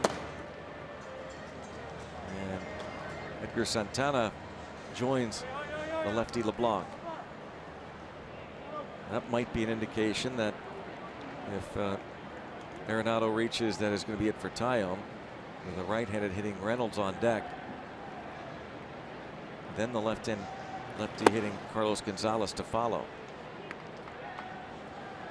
Just as Ray came out, you could see Taillon, a little look on his face, like just a little shake of the head, like, no, I'm staying in Yeah, this. what are you doing coming out here? Don't be getting anybody. Yeah. When the pitcher, when the pitching coach, all the pitchers know why they're coming out. they know that the bullpen just got the call, and that's why he's coming out.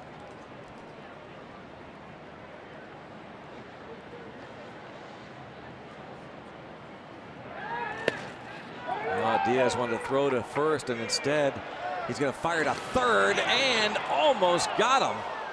Nice pick by Freeze. That was not an easy ball to handle. Diaz throws with so much velocity.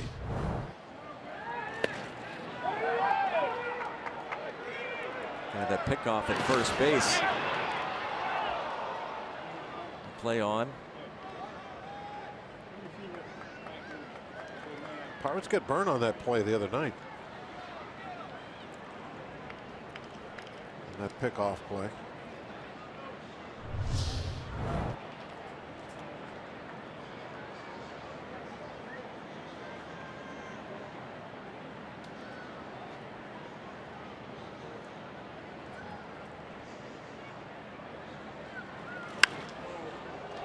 Fly ball to center.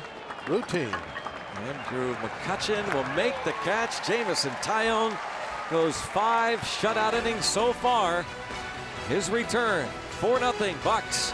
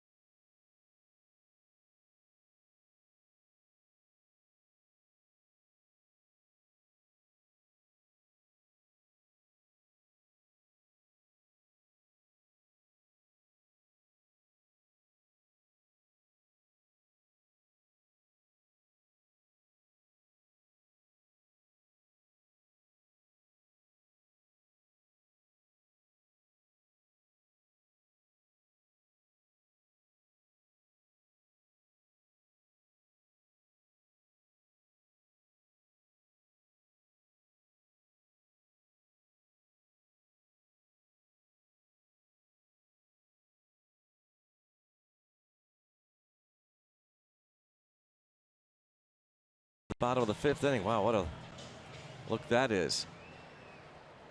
And even the pierogies getting in on the cup. I don't think they'll be able to handle the cup tomorrow. Jameson Taillon, handshake after 5. Shutout innings. Yep. Only 5 hits. His catcher, Elias Diaz.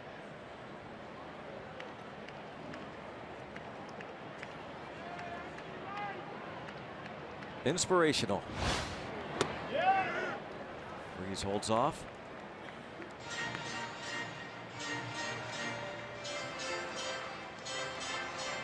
He is a leader, isn't he? Yes. Taillon? Yep. A leader, despite the fact we're talking about a guy that has really less than a full year of major league experience. In many ways, still a rookie. Yeah. There's that line. But not in maturity.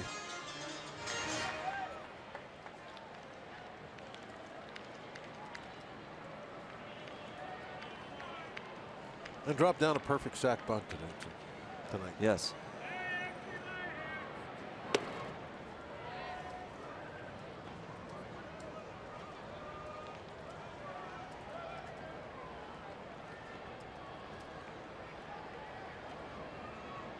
Tomorrow the Pens will be on hand many of the players and the cup as the celebration continues.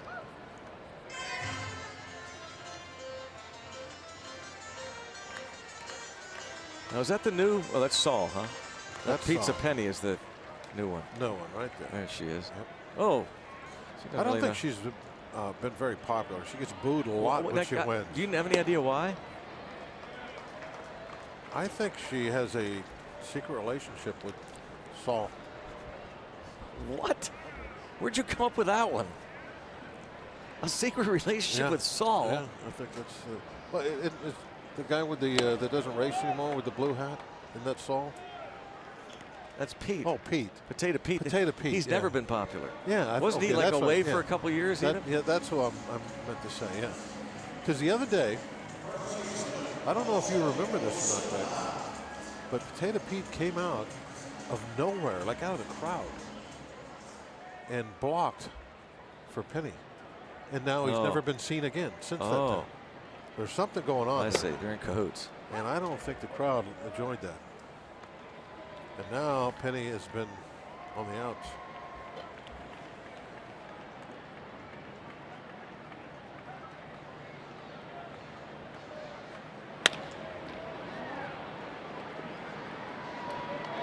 Two outs to the strikeout of Freeze. Now Andrew McCutchen.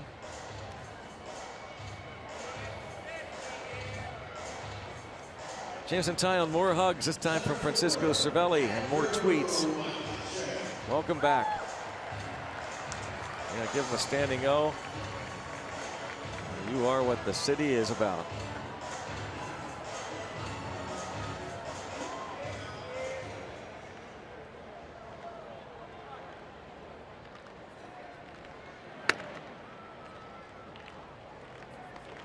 Andrew McCutchen had an RBI single in the third.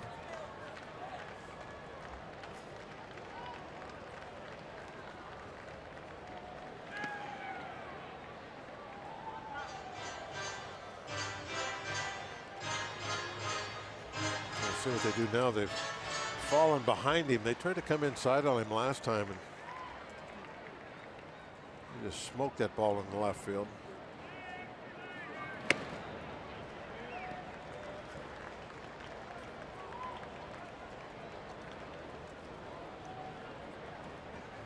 Now look at the beautiful sky, the skyline. Game 1 of 3 with the Rockies. First meeting of the year between these two clubs. Pirates won 5 of 7 last year. In fact, they've won 9 of their last 11 against Colorado.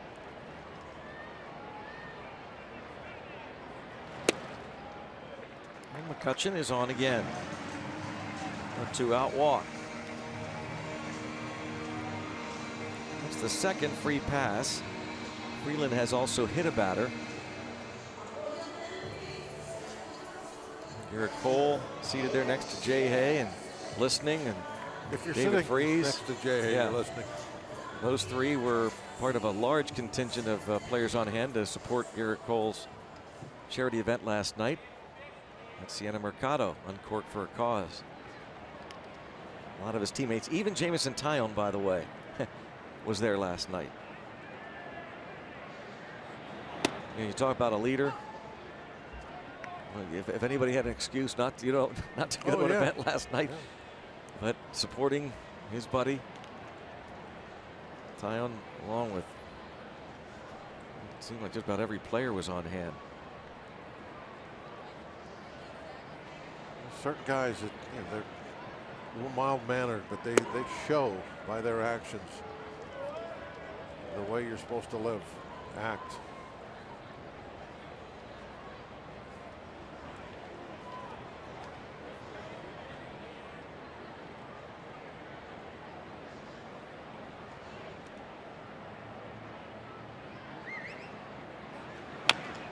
The announcement was first made about Tyon, and again last night after the game at Siena Mercado. Garrett Cole's personal blend, and a lot of fans also helping the cause. And Garrett Cole autographing specially labeled COL wine. And again, raising money for Pirates charities and the Children's Institute. He and his wife Amy visited the Children's Institute for about an hour and a half the other day.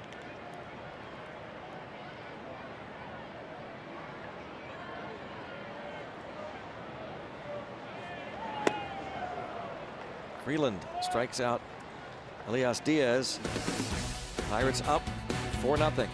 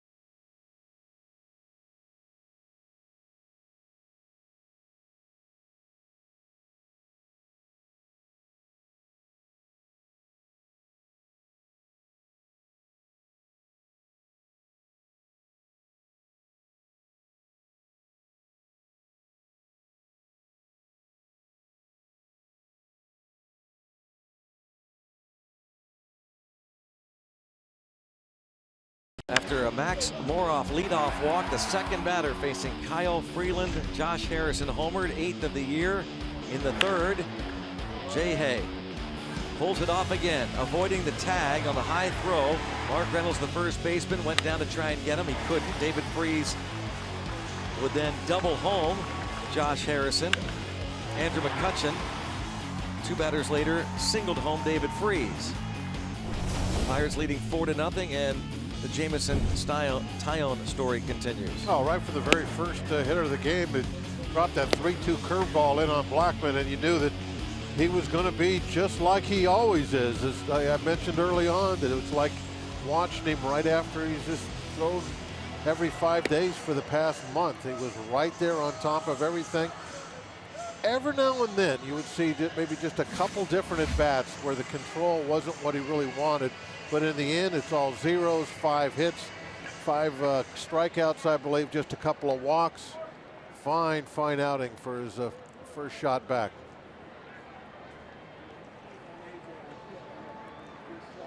And now that bullpen, Bob talked about the tips to win. One of the tips was the bullpen. The other tip was the first rounders. Thought they were going to have a big night. Now Jamison Tyone on the night of the first-year player draft that's going on right now. Jamison Tyone, a first-rounder, delivered on his end and then some, 5 scoreless. And Andrew McCutchen on base twice and an RBI single in the third, and now that bullpen. Hopefully Kutch has one more big bat. Maybe an insurance RBI later on.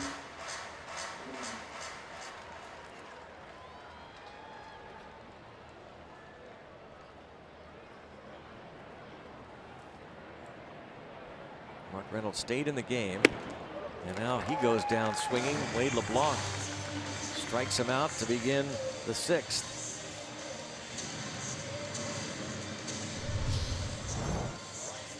Well, nothing real fancy there. Just put that fastball on the inside corner, elevated it a little bit. Maybe not right on the hands, but high enough to get the job done. LeBlanc looking for a little bit of a bounce back outing here after giving up 3 runs in 2 innings on Friday against the Marlins. Not used to seeing that.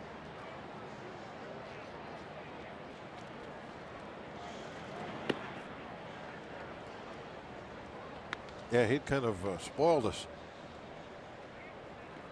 His consistency coming out of that bullpen this year, no matter what the circumstance, early, late, come in and get a couple hitters or a couple innings.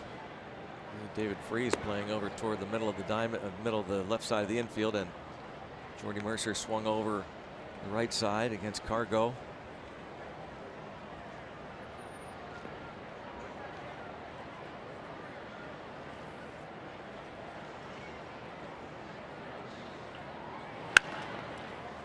The other way in the air and heading toward the seats.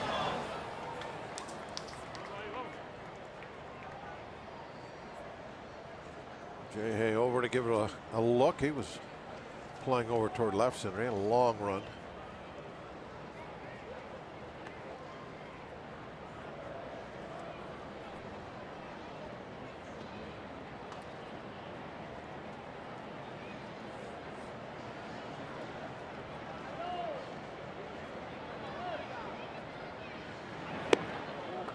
Two and two.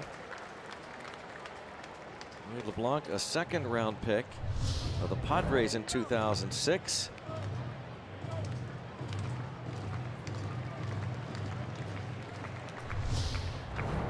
LeBlanc pitched for Buddy Black in San Diego and was a starter for him.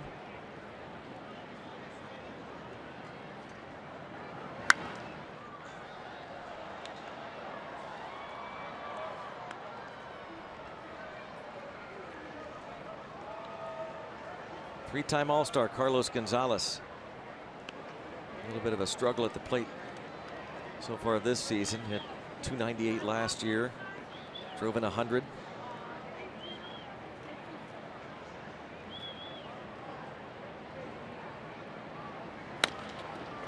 And to Moroff.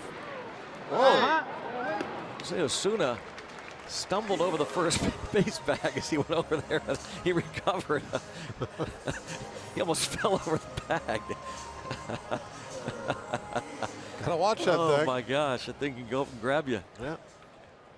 Forgot where it was. Watch Osuna, not the ball. Whoop.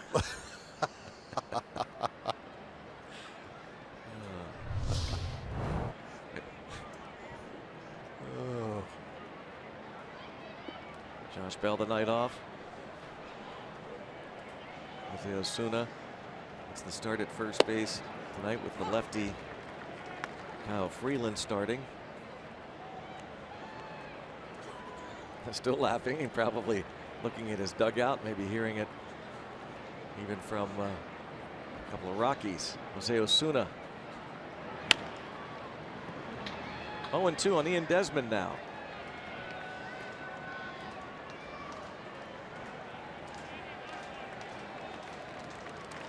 Desmond, the former shortstop of the Washington Nationals, converted to the outfield by the Texas Rangers last year, signed a one-year deal with them.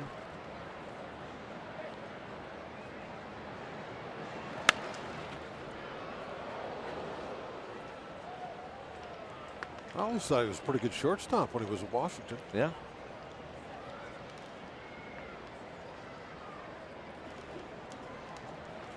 Desmond spent the first month of the season on the disabled list.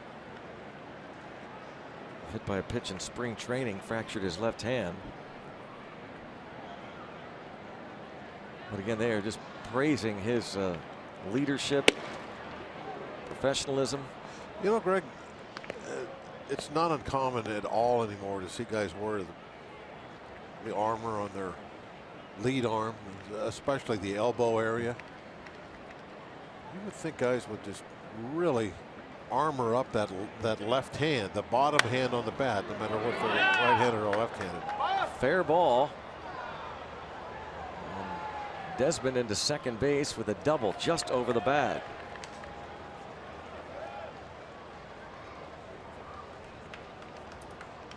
Desmond taking off his shin guards there. Yeah, nowadays it's unusual, very unusual to see a hitter not have something the on. armor. So, yeah.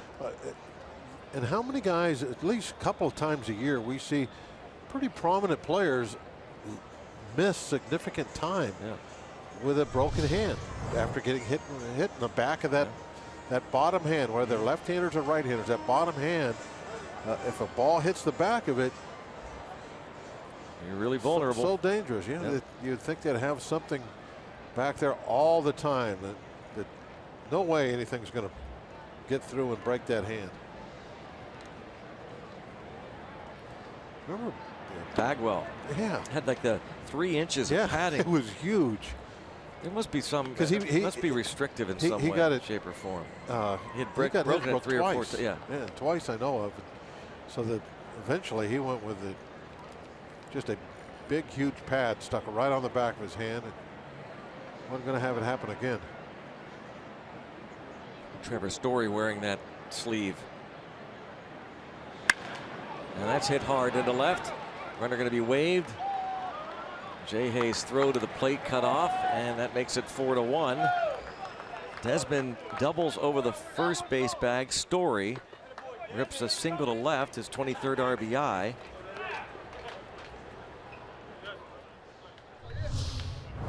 Well, these Rockies, very explosive offense.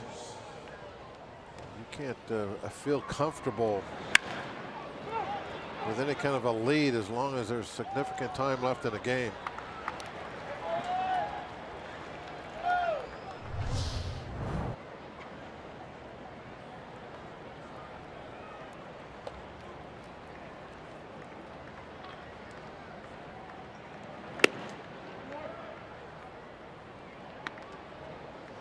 Edgar Santana in the bullpen. He made his Major League debut on Saturday.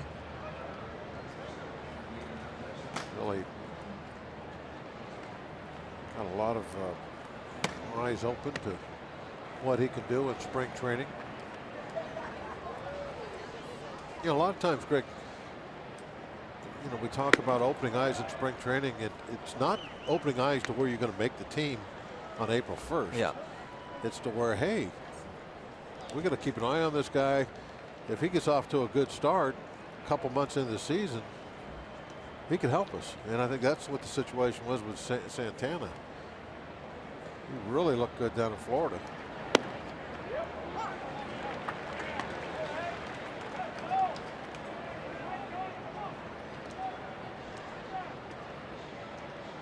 Walters has bounced out twice to short, those 2 at bats against the starter Jameson Taillon.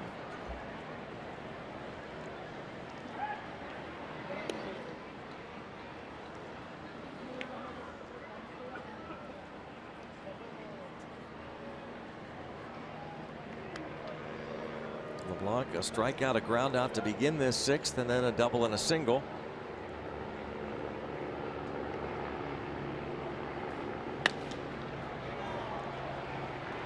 Here's Jay Hay.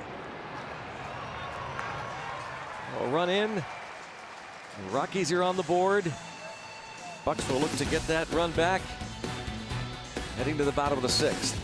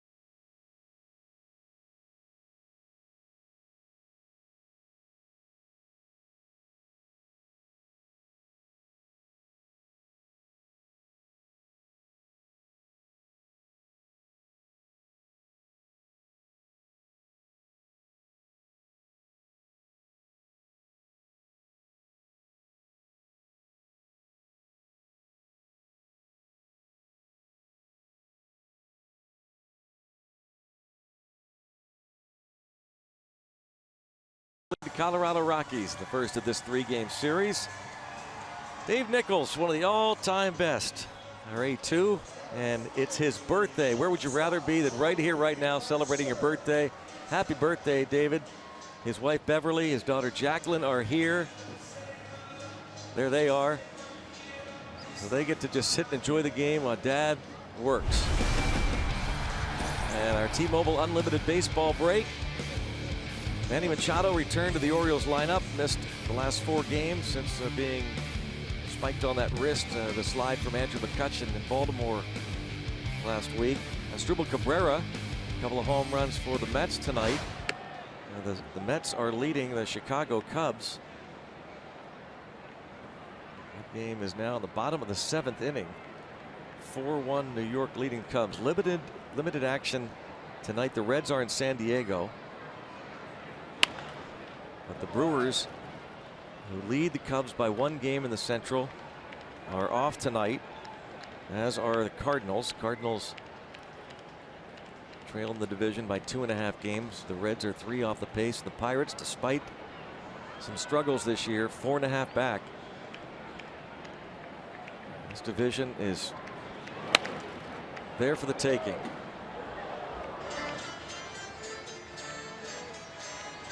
You know, I think early on, Greg, Bell getting ready on deck.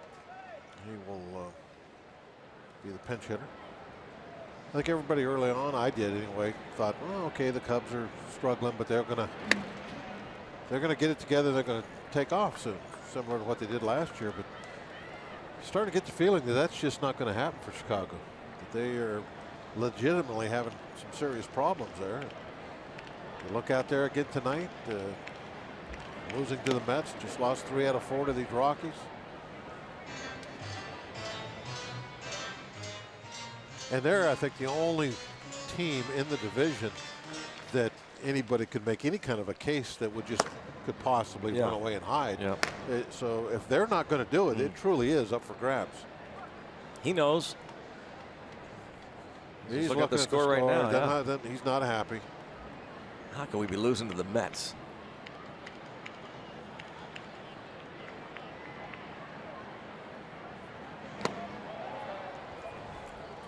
Jordy Mercer down on strikes. 4 Ks for Freeland. I'm checking on the home plate umpire, Ed Hickox, make sure he's all right. First 20,000 fans this coming Saturday night. Pirates hosting the Cubs will get one of these Jordy Mercer bobbleheads thanks to Levin Furniture. Come to the ballpark early before the Buccos and Cubs game for the block party out on Federal Street. Omar Moreno will be signing autographs, the former great Pirate center fielder and stolen base king. Get your tickets now at pirates.com/bobbleheads. Does Jordy Mercer always smile as he's backhanding the ball like that? He's very happy as he's fielding those balls. Josh Bell pinch hitting for LeBlanc. Look at that. Look how happy he is. Ah, got it. Look at that worn glove too, right? No, that's wore out. Yeah. I like the baseball, the detail, the seams. It's very cool. Josh Bell, a pinch hit single. See, Story is not smiling. No. Right? No smile.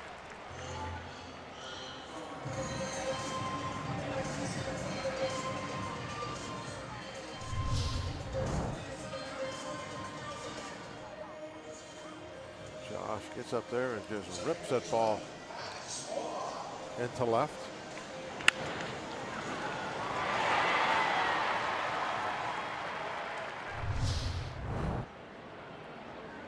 Josh Bell off the bench to deliver the pinch hit, and now another switch hitter, Max Moroff.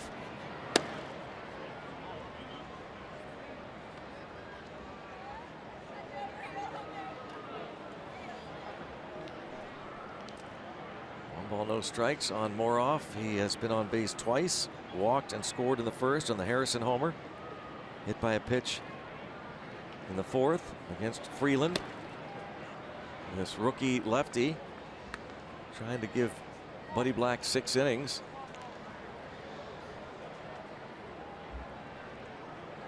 He's allowed the 4 runs, 3 earned on 7 hits.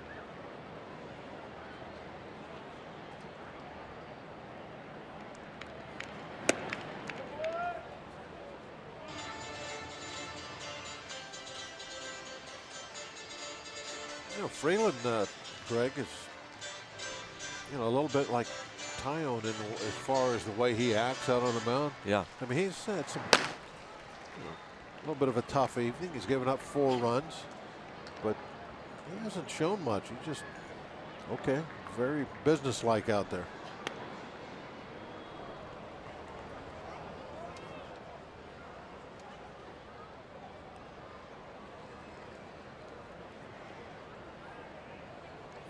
Freeland earned his first big league win, his major league debut in the Rockies home opener against the Dodgers April the 7th.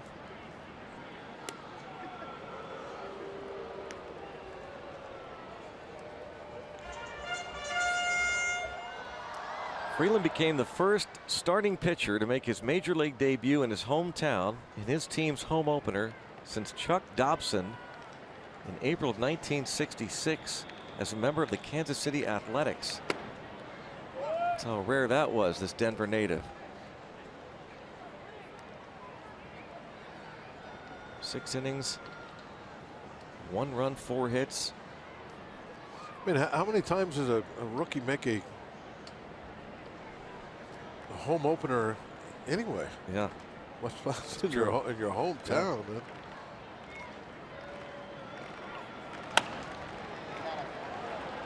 A lead right to the bag, but DeForest there was weakly hit right to second, so Bell is erased. Force play. Josh Harrison, some tweets about him. Jay watch, I like that. That's nice. What do you think, Greg? I like that's better than.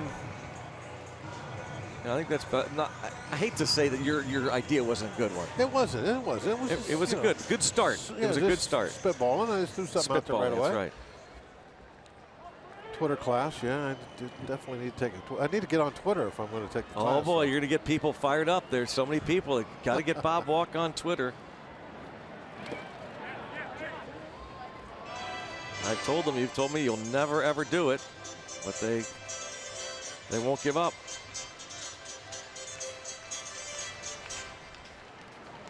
Sounds like you're softening up a little bit here tonight.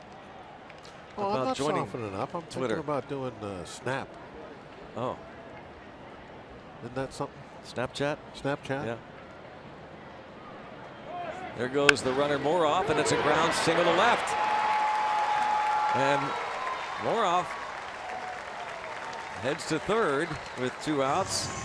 Jay Hay has homered, singled, reached on an error, and lined out to center. So he's had a very productive, busy night. Jay Hay trying to show off the first rounders. Yeah, that's right. What's up with that?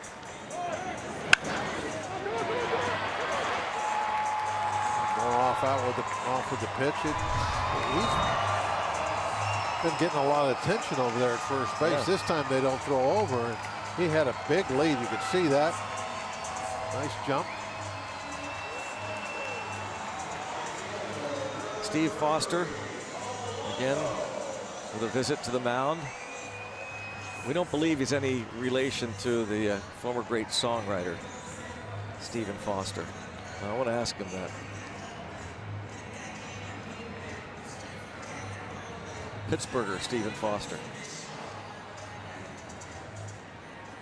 You know, Susanna, Camptown Races. Really? Classics. Yeah. I did not realize until today, though. Yeah, I didn't realize until today that, and shame on me, that there's actually a Stephen Foster museum right at the Cathedral of Learning at Pitt. Did you know that? No, I didn't know that he wrote "Oh Susanna." Camptown Races. Is that 5 miles long? Is Camptown? Is track 5 miles? Jeannie with the light brown hair. My old Kentucky home. The anthem of the Kentucky Derby. Kentucky Derby. Lawrenceville native Stephen Foster. 1 ball, 1 strike on Polanco. With runners at first and third and 2 outs, Polanco Has popped up a couple of times to short. He's also grounded at second.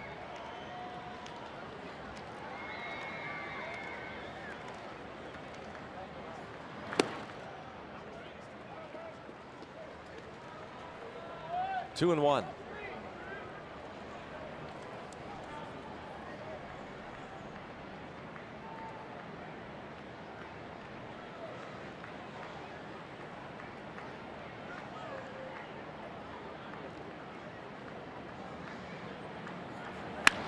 That's a rip into left center field for Polanco. That's more like it. 5-1 Pirates. That is the Polanco swing that he's been missing, and Pirate fans have been missing. You know, Greg, it's been really big for now a couple of weeks talking about this with Kutch, but also with Polanco. Look where that pitch is. That's outside corner, and he just doesn't try to reach out there and hook it anywhere. Just go with it. Line drive to left center, and this is a huge run to knock in. Get that run right back. The Rockies finally get on the board, take it away from them. Buddy Black making the pitching change. Double switch. Max Moroff scoring on the base hit by Polanco, and the Pirates up 5-1.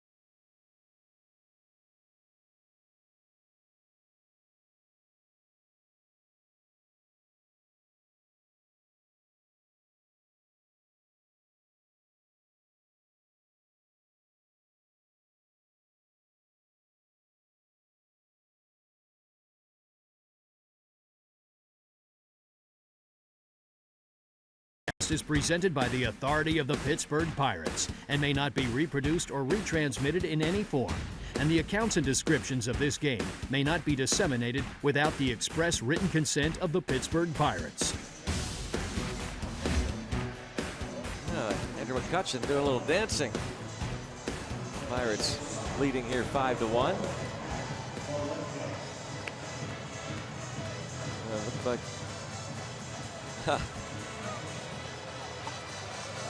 the Quicks are here. And Pat Valleca takes over at shortstop. This double switch. Hart high grad, isn't he? I believe so, yes. They're all over the place. Everywhere.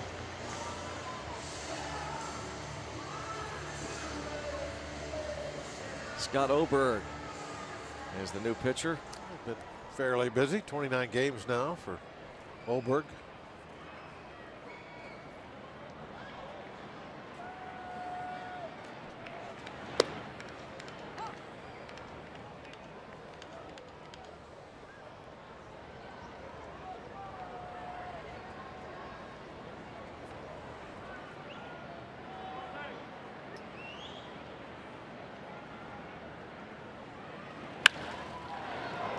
There's Valleca, and he out there. Pirates get that run back. Gregory Polanco picks up the ribby. 5-1 Pirates.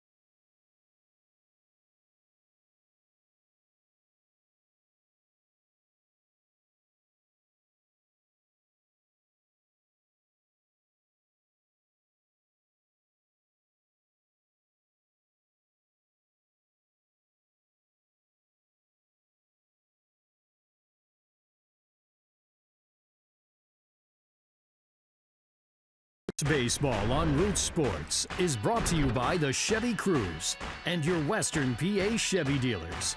And by Day Automotive. We're going to make your day. Let's go Bucks! Pirates up 5-1 on the Rockies.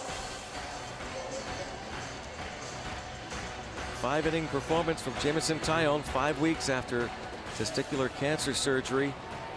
And what a performance by J-Mo. Blanked these Rockies. Wade LeBlanc gave up a run, and now Tony Watson out of the closer's role for the time being. Going to be used in these situations, the lower pressure situations. We saw him in the 9th inning on Friday in the 12-7 Marlins victory. Here is Pat Valaika.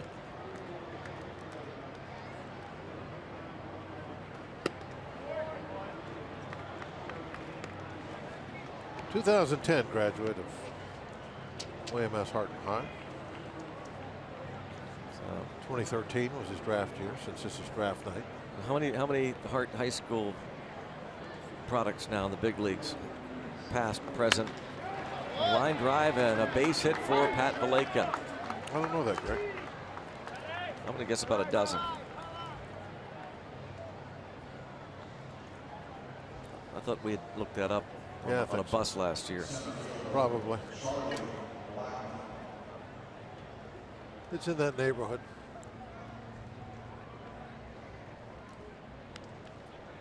Charlie Blackmon now faces Tony Watson.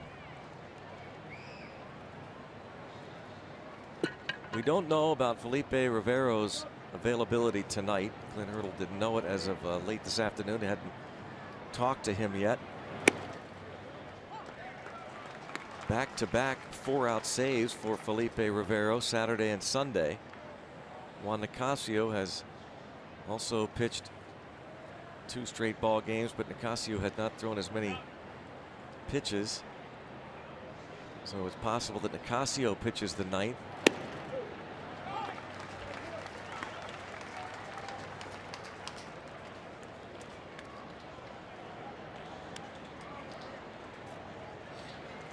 A little bit of uncharted territory right now as far as what's going to happen.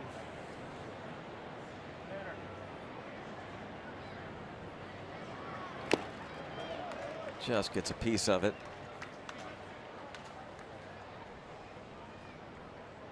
We talked about Jameson Taillon never showing emotion on the mound. Good or bad, you see the ball just in and out of the mitt. Elias Diaz, likewise Tony Watson.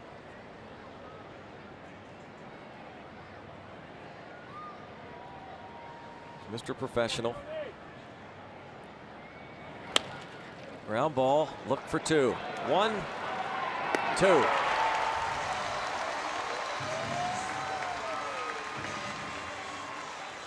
More off to Mercer, to Osuna.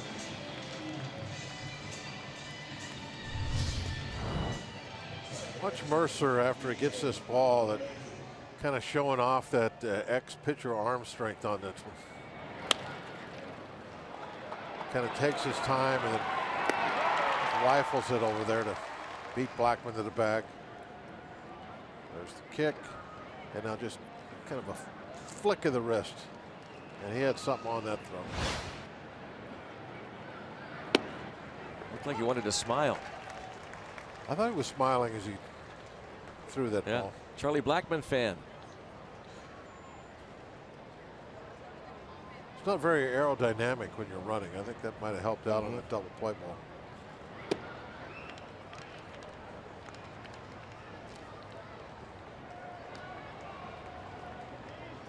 Watson faces LeMahieu as Blackmon bounces into the double play.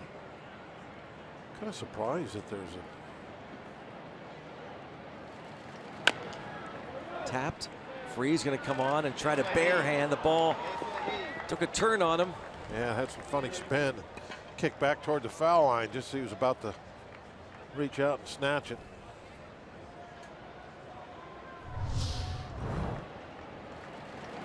And you can see the last bounce, and it kicks to the foul line, and that threw him off.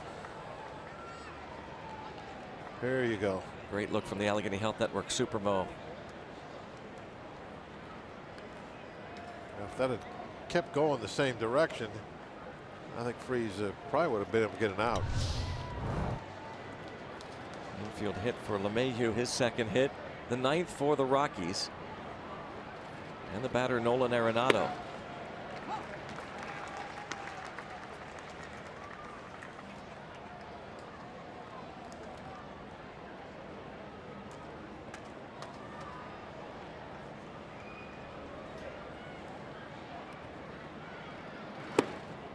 It's been a long time since Tony Watson has pitched out of the 9th or 8th innings.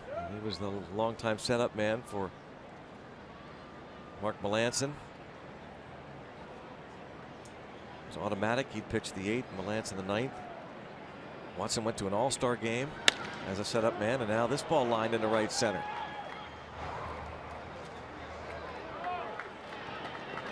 For some reason, LeMahieu had stopped at second. He really wanted to square off his turn, I guess. Maybe being overly cautious down by 4. I'm not sure what that was all about. Did he think maybe he missed the back? No, it could be. Retouch it.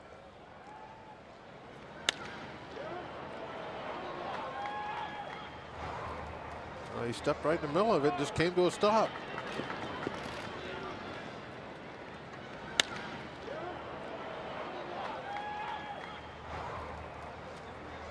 You know what? If watching the way that ball was fielded out there by Polanco, he was backing up as he was catching that ball, and that's why if he caught that ball with a full head of steam going toward third, LeMahieu was going to play it safe down by 4 runs. But when he saw Polanco catch that ball back on his heels, that's when he decided to go ahead and go to third.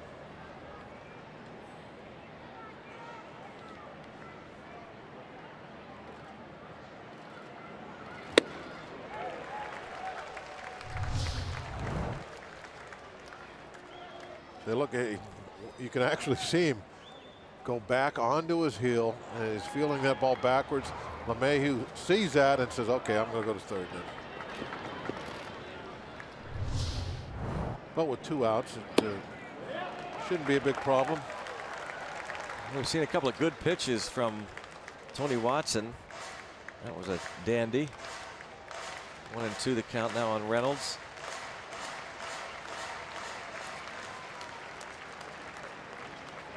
Pitch 3.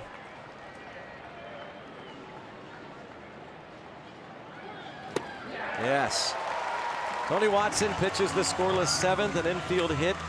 Part of the 7th inning for the Colorado Rockies. Bucks up 5-1.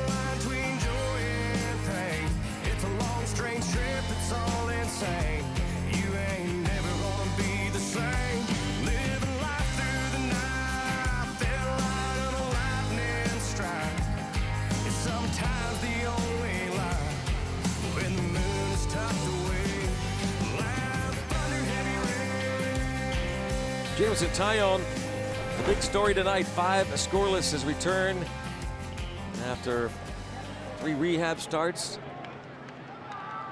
Shut out the Rockies through his 5. And now bottom of the 7th inning, Jose Osuna lines this ball to center field, and Oberg ducks out of the way. Second hit for Osuna. He's hit the ball on the button 3 times. Take that first pitch breaking ball.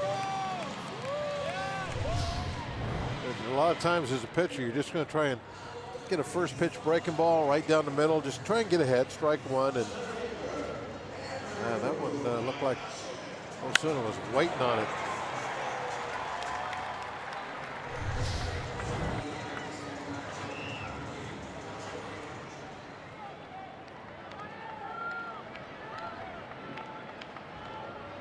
Andrew McCutchen on base twice.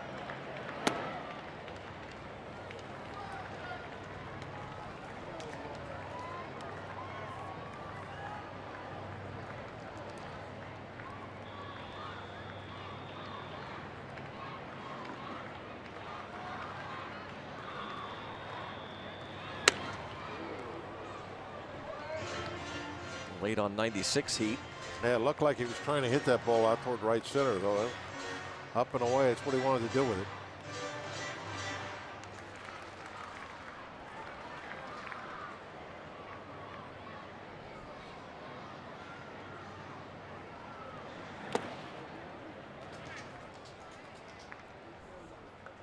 The pick by Tony Walters keeps Osuna at first for the time being.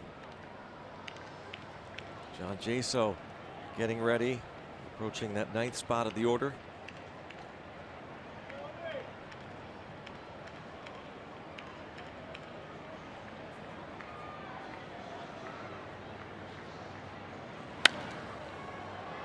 Goes the other way, out of play. 2 balls, 2 strikes. Andrew McCutchen hitting over 400 in the 16 games. He's been put in that 6th spot of the batting order.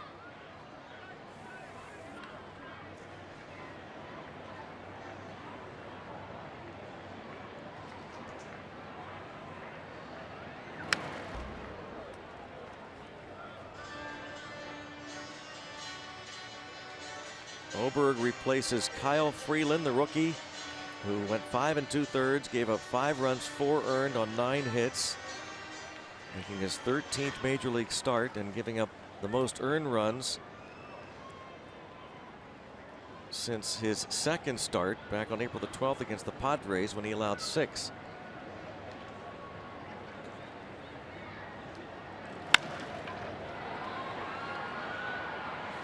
Arenado gets the out at second. We'll bring up Elias Diaz, and let's go downstairs to Robbie. Yeah, guys, with Elias Diaz coming up to bat, playing really, really well since his most recent call from AAA Indianapolis, and tomorrow is going to take your questions on Twitter Tuesday. Pre-game interview, use the hashtag Bucks Tuesday. He's taking your question. That is the content of the pre-game interview, taking questions from fans. So we haven't had much of a chance to get to know him quite well because he's been up and down quite a few times in his limited time in the big league career. So why not, Greg and Bob? Tomorrow, a good time to get to know Elias Diaz a little bit better. So send in your questions, and we'll pass them along to the Pirates catcher. 26-year-old from Maracaibo, Venezuela, who missed so much of last year and would have gotten a lot of major league playing time had he not gotten hurt. Cervelli was out for a while, as was Chris Stewart, and now back up again as both Stewart and Cervelli are on the disabled list. He played 30 games at AAA Indianapolis this season and hit .281 with a couple of homers and drove in 18. As Chris Russin loosens in the bullpen for the Rockies. Speaking of Indianapolis, great to hear from their longtime voice, Howard Kellman. Indianapolis off today.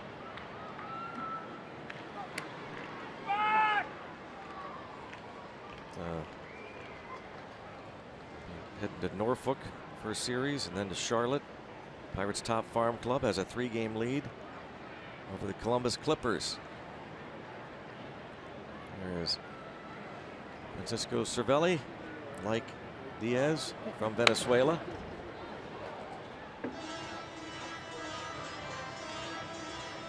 Well, definitely worthwhile to get to know Diaz, because he is a very talented young catcher. It looks like he's going to be here for a while. We've heard about for a couple years now, but his great defense, the tremendous throwing arm he has. And it sure looks like he can hit a little bit. Very impressive with the RBIs this year.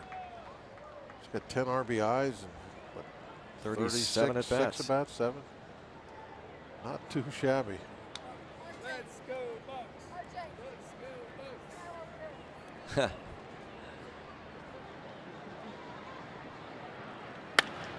And another hit.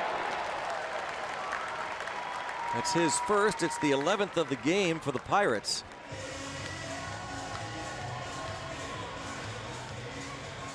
And every starter has reached base safely. I think Stu's got a little catcher's union stuff going down there too, because a lot of times we see Diaz with the smart hitting, like this right here. Get that nice hole over on the right side, just punch a ground ball through. Very smart hitting there.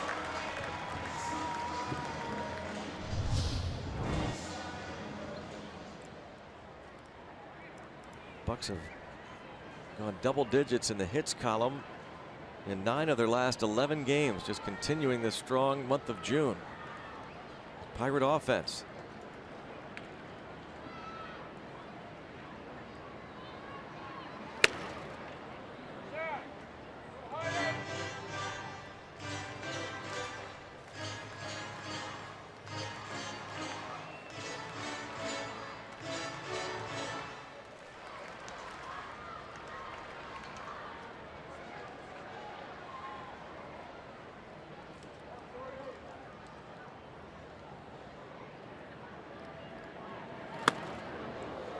Two and 0. Be nice to break this game open with a couple RBIs there. Get one out toward that 4-10 gap. Let everybody run. Take the pressure off that bullpen. And that is Edgar Santana, ready to pitch the 8th with at least a 4-run lead. This could really work out beautifully for the Pirates. Clint Hurdle won't have to use either Rivero or Nicasio. Tony Watson puts up a scoreless 7th.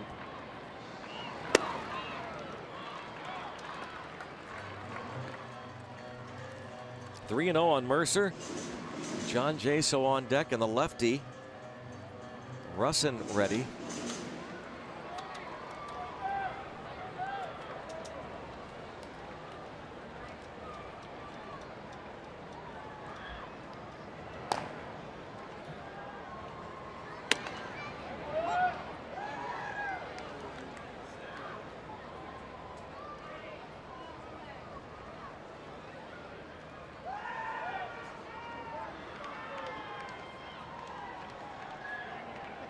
Jordy Mercer singled in the 2nd.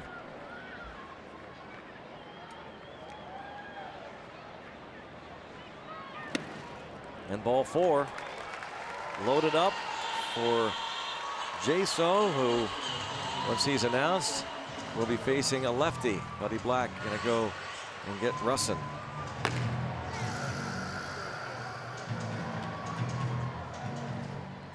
Waiting. It's official. Buddy Black, a little plantar fasciitis. Clint Hurdle thought that was kind of funny. He's been there. Tom Prince, his bench coach. As Buddy Black was just standing there waiting for Ed Hickox to give the point.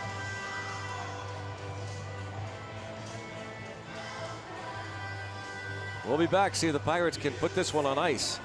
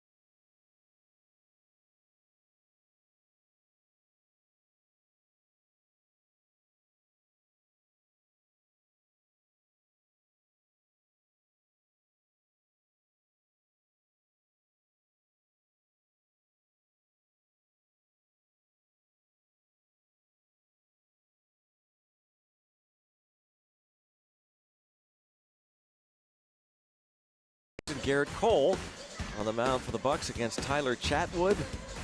Wednesday night, it's Chad Kuhl against German Marquez. Bucks trying to set the tone for this series. And Garrett Cole, you talk about looking for a bounce-back start. That is Garrett Cole, anxious to get back out there and start turning things around after just a dreadful run of starts. Yeah, nothing really, nothing wrong. Physically in good shape. Still throwing the ball very hard. Just for whatever reason, is not getting the results. They're getting hurt by home run balls. Clint Hurdle was asked today in his media scrum about what they, or if they've discovered anything. As Raimel Tapia takes over in left field, this double switch. And Desmond moves from left to first. And the lefty Chris Russin takes over to face John Jaso.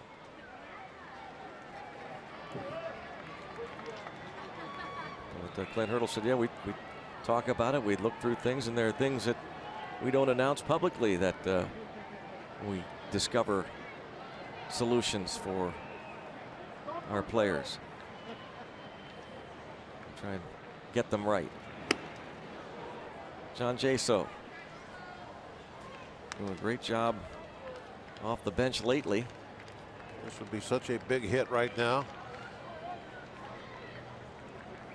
As you mentioned, Greg, it would be great to get this W and not have to use Nicasio or Rivera. They could be available for the road ahead.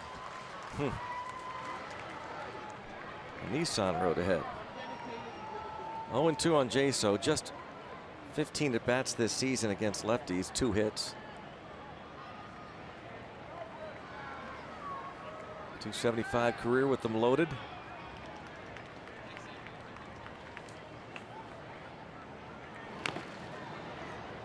Gets a piece of it.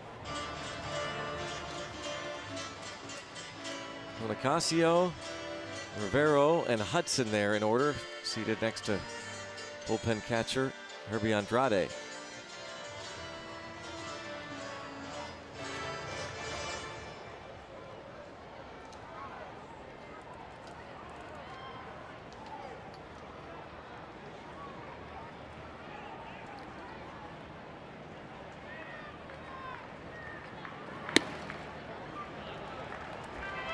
One and two on John Jaso.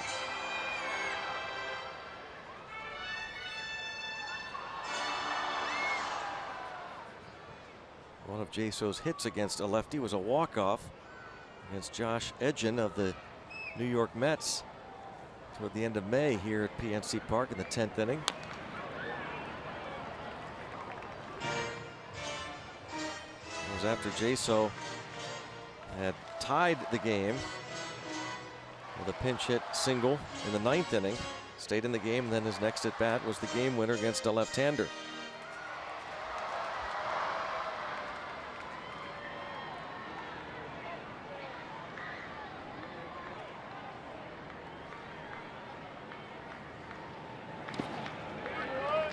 Two and two. The block by Walters. And McCutcheon still at third. He reached on the fielder's choice. Bases are loaded with buccos with 1 out.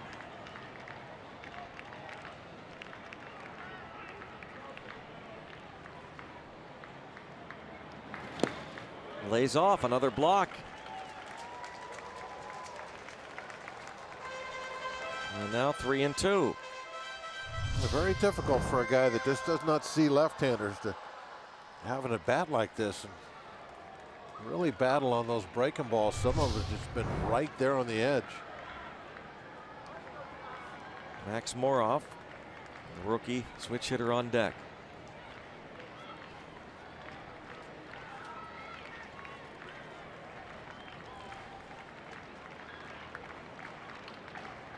Left-handed batters hitting only .213 against Chris Russin this year.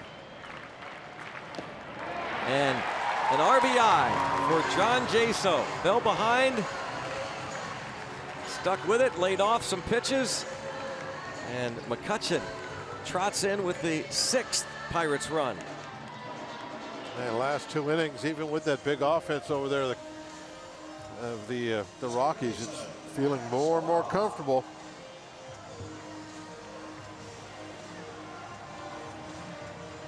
I don't want to be greedy, Greg, but I just want a hit here with the bases loaded. Just get a hit in and then kind of coast home. Yeah, then we can hopefully dial up a little cruise control. Max Moroff with a fly ball deep enough. Yeah. This is going to get another run home. Sacrifice fly, and both runners tag and move up as well after Diaz crosses the plate. Mercer goes to third, and Jaso trailing behind him. 7-1 Pirates.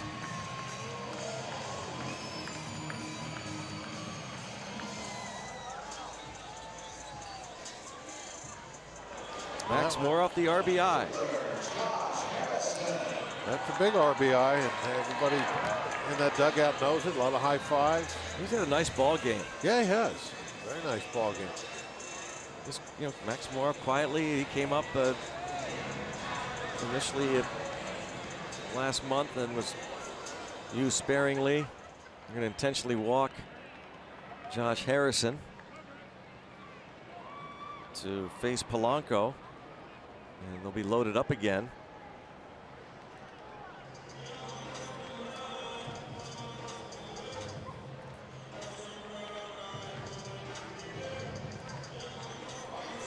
And just a reminder, as you enjoy a cold one, to look forward to Miller Time later in the game, brought to you by Miller Lite.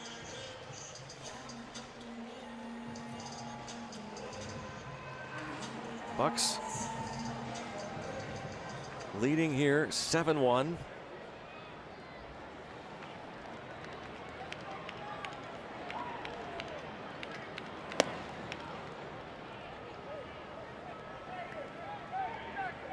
Polanco's last time up, the RBI single off of the starter Freeland. That was the last batter Freeland faced.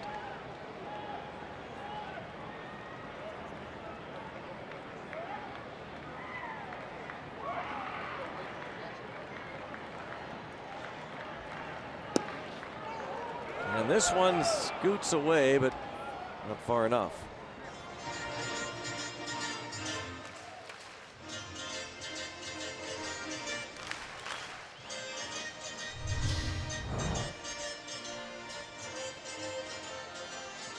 Cross up there. It was close to being far enough.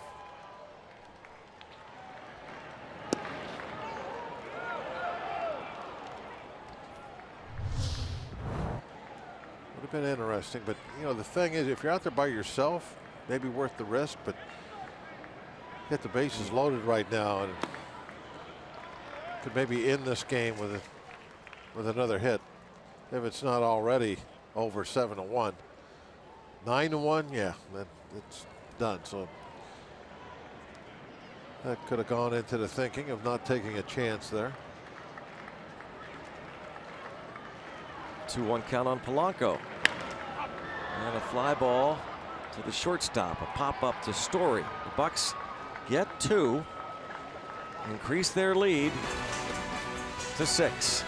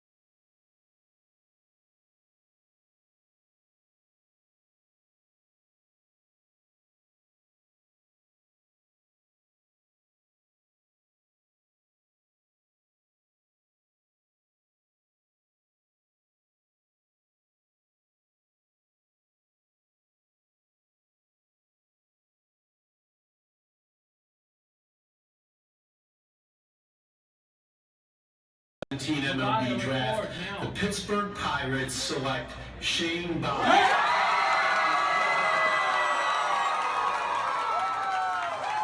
They're partying in Tomball, Texas. Shane Baz, the Concordia Lutheran High School pitcher, with his family. The draft party at his house.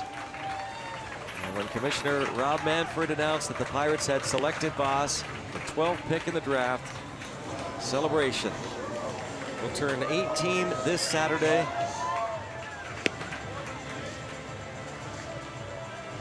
Shane Baz, Baseball America tapped him as the second best fastball among high schoolers in this year's draft. Our UPMC scoreboard, you see the Bucks leading 7-1 going to the 8th inning.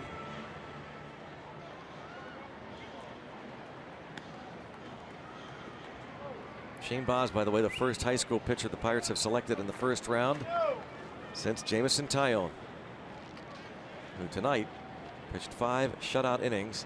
And here is rookie Edgar Santana with his second big league appearance.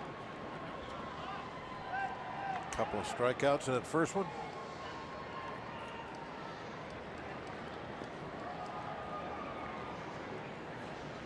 Santana with an excellent fastball and a hard slider.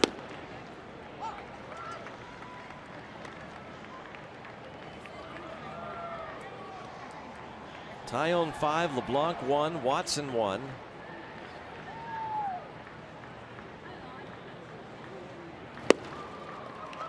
There's that slider. That was a pitch that really caught everybody's attention in spring training, much kind of like Nicasio did a couple of years ago. The swings and misses he was getting on it.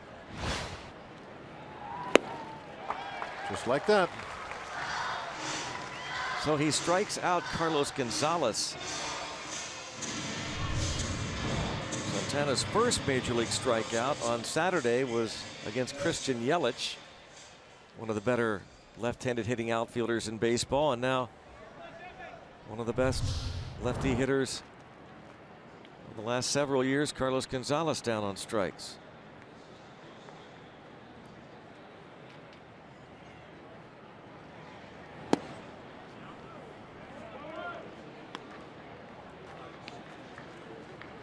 And Desmond doubled and scored last time up.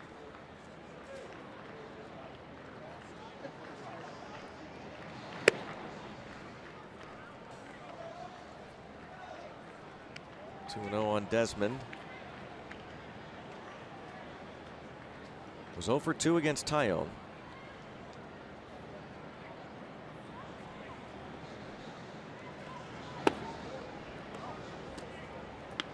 Santana falls behind 3-0. Now 25 years old. The Dominican Republic. Knew little about baseball, knew nothing about pitching. At the age of 19, went to a mound for the first time, and he walks Desmond.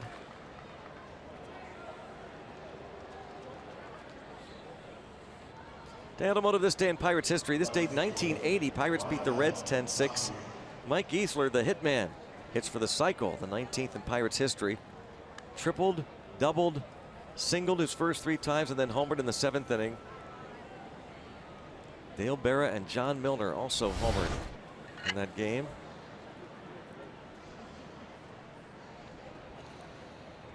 John Jaso hit for the cycle last year here, the first time ever at PNC Park.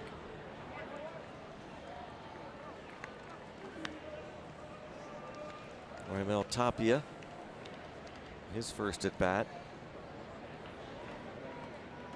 I always love that 4th at bat when one of our guys have one going. Yeah, it's fun. Yep. Root for it. You know, especially if it's like maybe they got to get a double. They get that triple out of the way early, then you really think, oh, they got a good shot at it.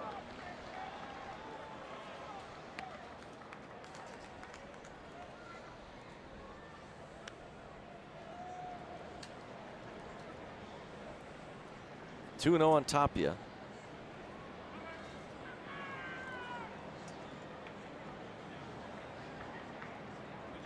He came on part of a double switch. Now playing left. And now Santana, after striking out Gonzalez, walks Desmond and falls behind Tapia 3-0.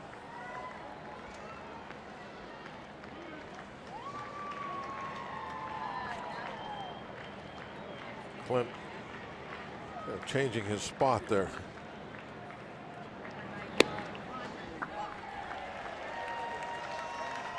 A little bit of nervousness, moving around. Got to try to find that good defense spot.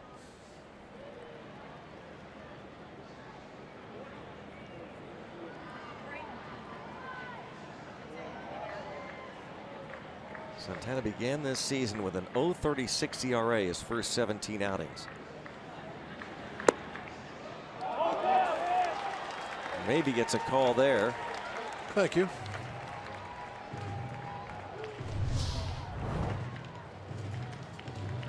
A little bit low. In fact, according to our strike zone, he hasn't thrown one through there yet. Now's a good time to change that.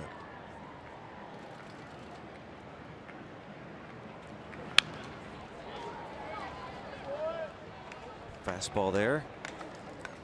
That was iffy. If that was a strike, it looked like it was outside corner at best.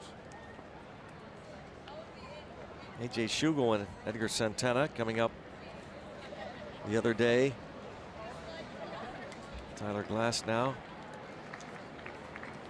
optioned along with Davidis Neverauskas.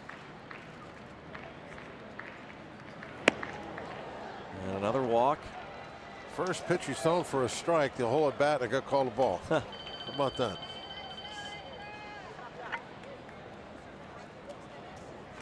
Another phone call. This time Jan Marinez. Here it is. Look, nothing in the strike zone until now. First one, and it's ball 4. Tapia's reaction. Cervelli-like. Ray Searage going to buy Jan Marinez some time and try and settle down the rookie. By the way, it's a final score. The Mets do beat the Chicago Cubs.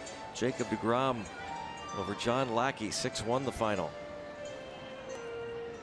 What if Madden's on the hot seat?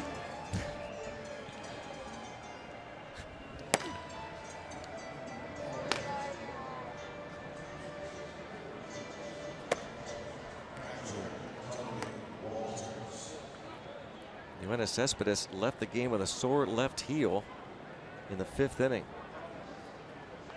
Just back after a month out.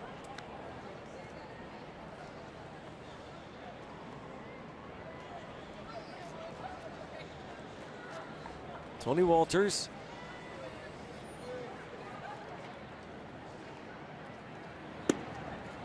There's the strike. Almost exact same spot as the ball 4.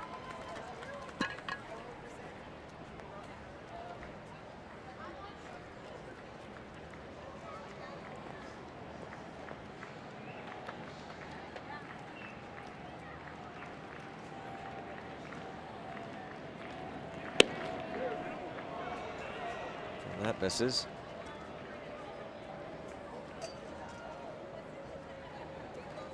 Walters drafted as a shortstop by the Cleveland Indians. And was released after being converted to the catching position. And a chance for 2. 1. They did it.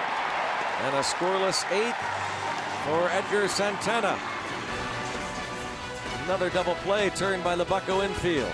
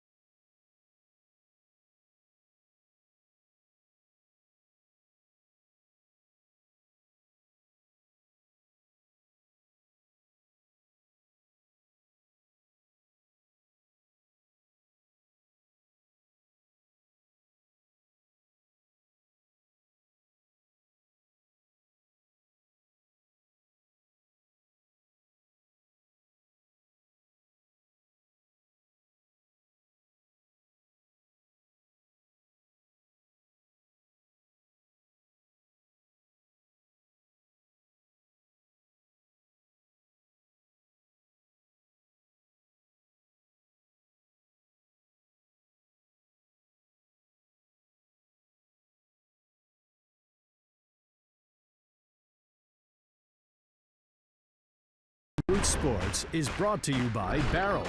Check out barreltires.com and never overpay for tires again. And by Levin's, the official furniture and mattress supplier to the Pittsburgh Pirates. For the best quality, service, and value, shop Levin's.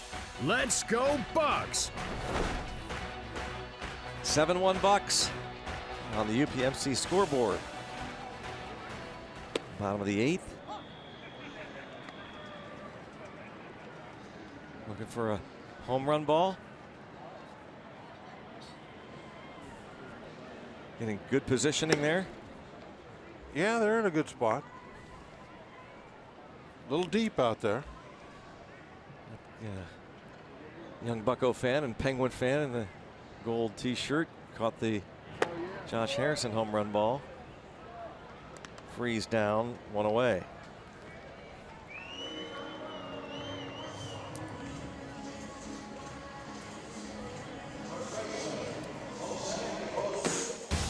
Garrett Cole looks to get back on track tomorrow, game 2 of the series. Tyler Chatwood will start for the Rockies. Coverage starts at 6:30 with Pirates pregame presented by WB Mason. Appropriate that Cole would be on the mound tomorrow night with the Penguins on hand. He's one of the bigger Penguin fans on this Pirates team. He'll be here.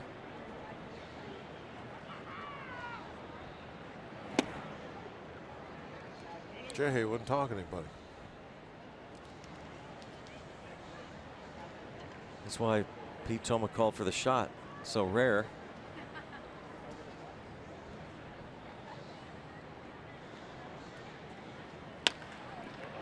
Osuna to left. Top of you there.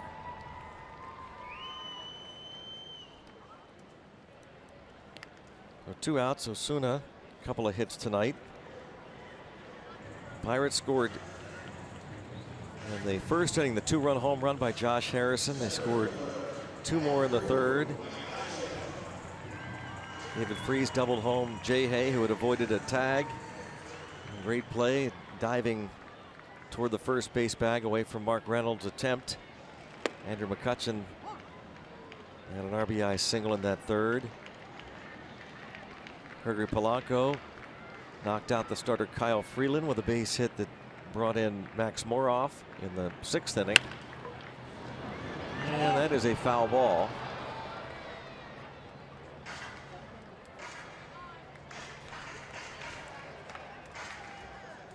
And the Pirates scored 2 more in the 7th.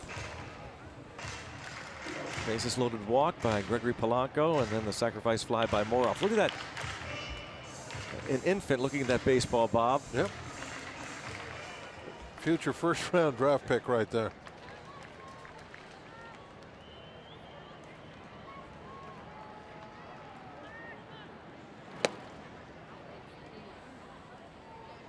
Isn't it wild that look never changes? Doesn't matter how young or old you are. You grab that baseball, it's the same look. Jan Marinez going to pitch the 9th. Look at that. Loves that ball. Yeah.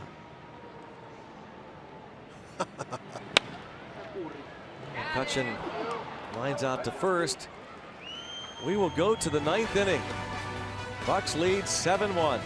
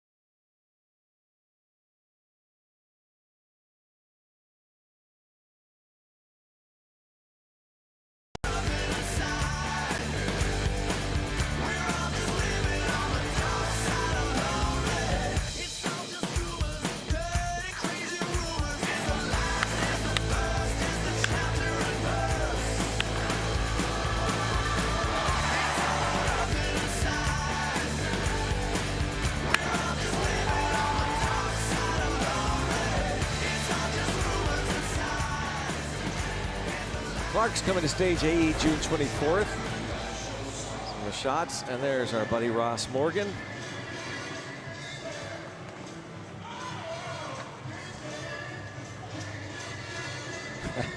Left field Looney. Jan Marinez looks for the final 3 outs of the ball game. You'll see his numbers overall. This is 9th appearance since joining the Pirates from the Brewers, an ERA just over 2 with Pittsburgh. 13 and a third innings, a dozen strikeouts, 5 unintentional walks.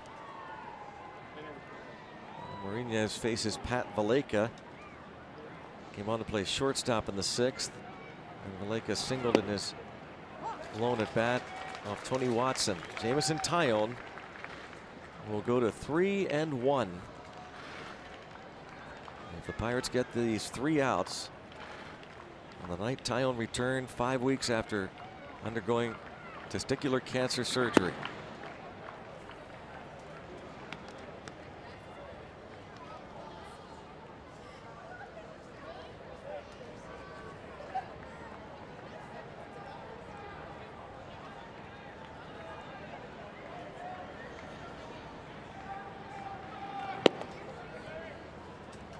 Pat Valaika takes ball 2.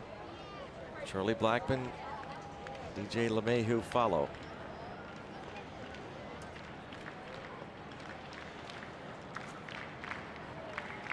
Pirates trying to beat the team with the best record in the National League. Drive hit deep to left center field. And over is Jay Hay. Oh, he can't make the play as it bounces onto the track and over the wall. Double for Valaika.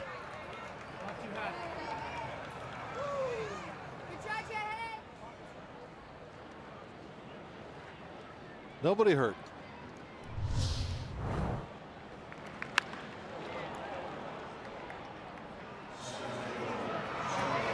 Oh man, was that close?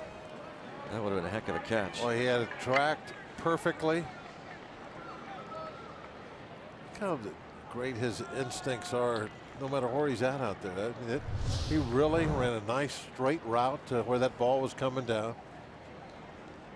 And talking about it. Oh yeah. Oh yeah.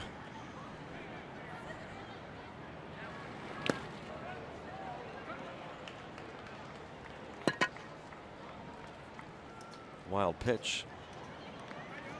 There's Valaika at third.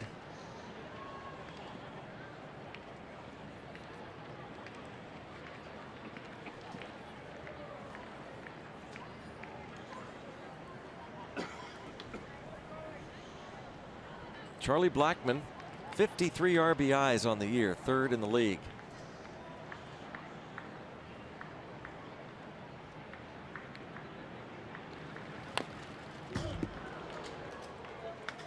'15 home runs. He had 29 last year, which is tied for 7th most ever among National League leadoff hitters.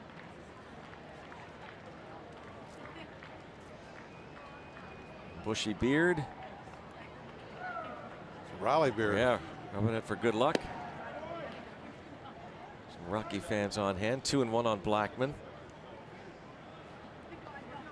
Must have drove up from Baltimore. Does that look like Ravens colors? Black and purple. Mm-hmm.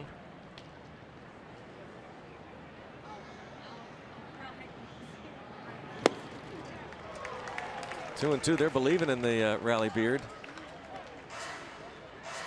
Well, it's not really going to work tonight, so that's the way it is. Kind of a combination beard mustache, I guess. Just you got it all. Covers everything. Mm-hmm.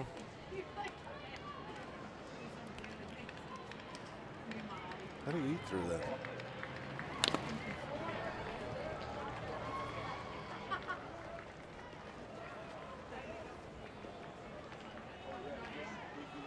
Blackmon, 6'3", 218 pounds. One of the bigger leadoff men in the game. And the Raleigh cap to go along with the Raleigh beard. Blackmon extended his hitting streak to 9 straight games with his single in the 5th off of Tyone. He goes down on strikes. A couple of times tonight.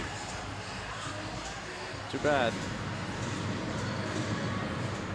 No, I think you should take the beard off. You can overuse the rally beards, rally caps.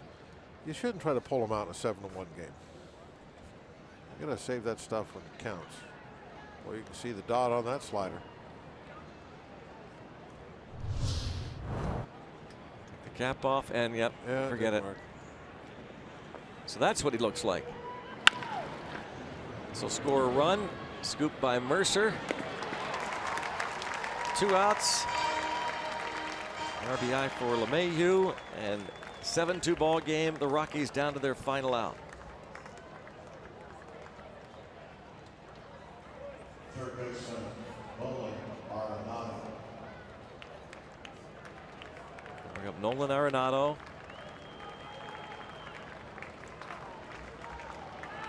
Speaking of Nolan, we had a nice visit for the Nolan family earlier today. Yeah. Joe Block brought in a very nice Nolan family.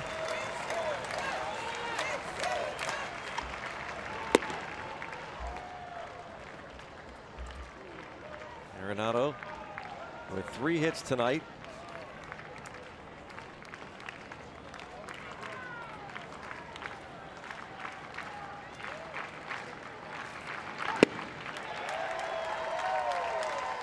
One ball, 1 strike.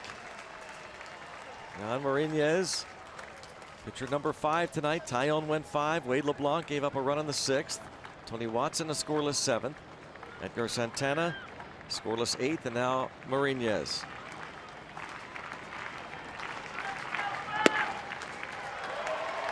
One and 2.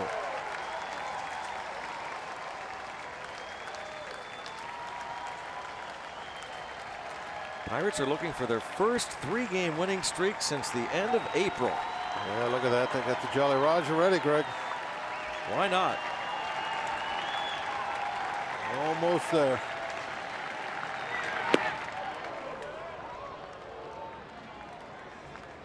Bucks will be looking for their first 4-game winning streak of the year tomorrow.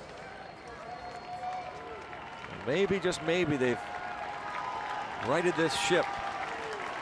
Garrett Cole will be playing a key role in that tomorrow night. But right now, the 2-2. And raise it. Raise the Jolly Roger. The Pirates have won 3 straight ball games for the first time.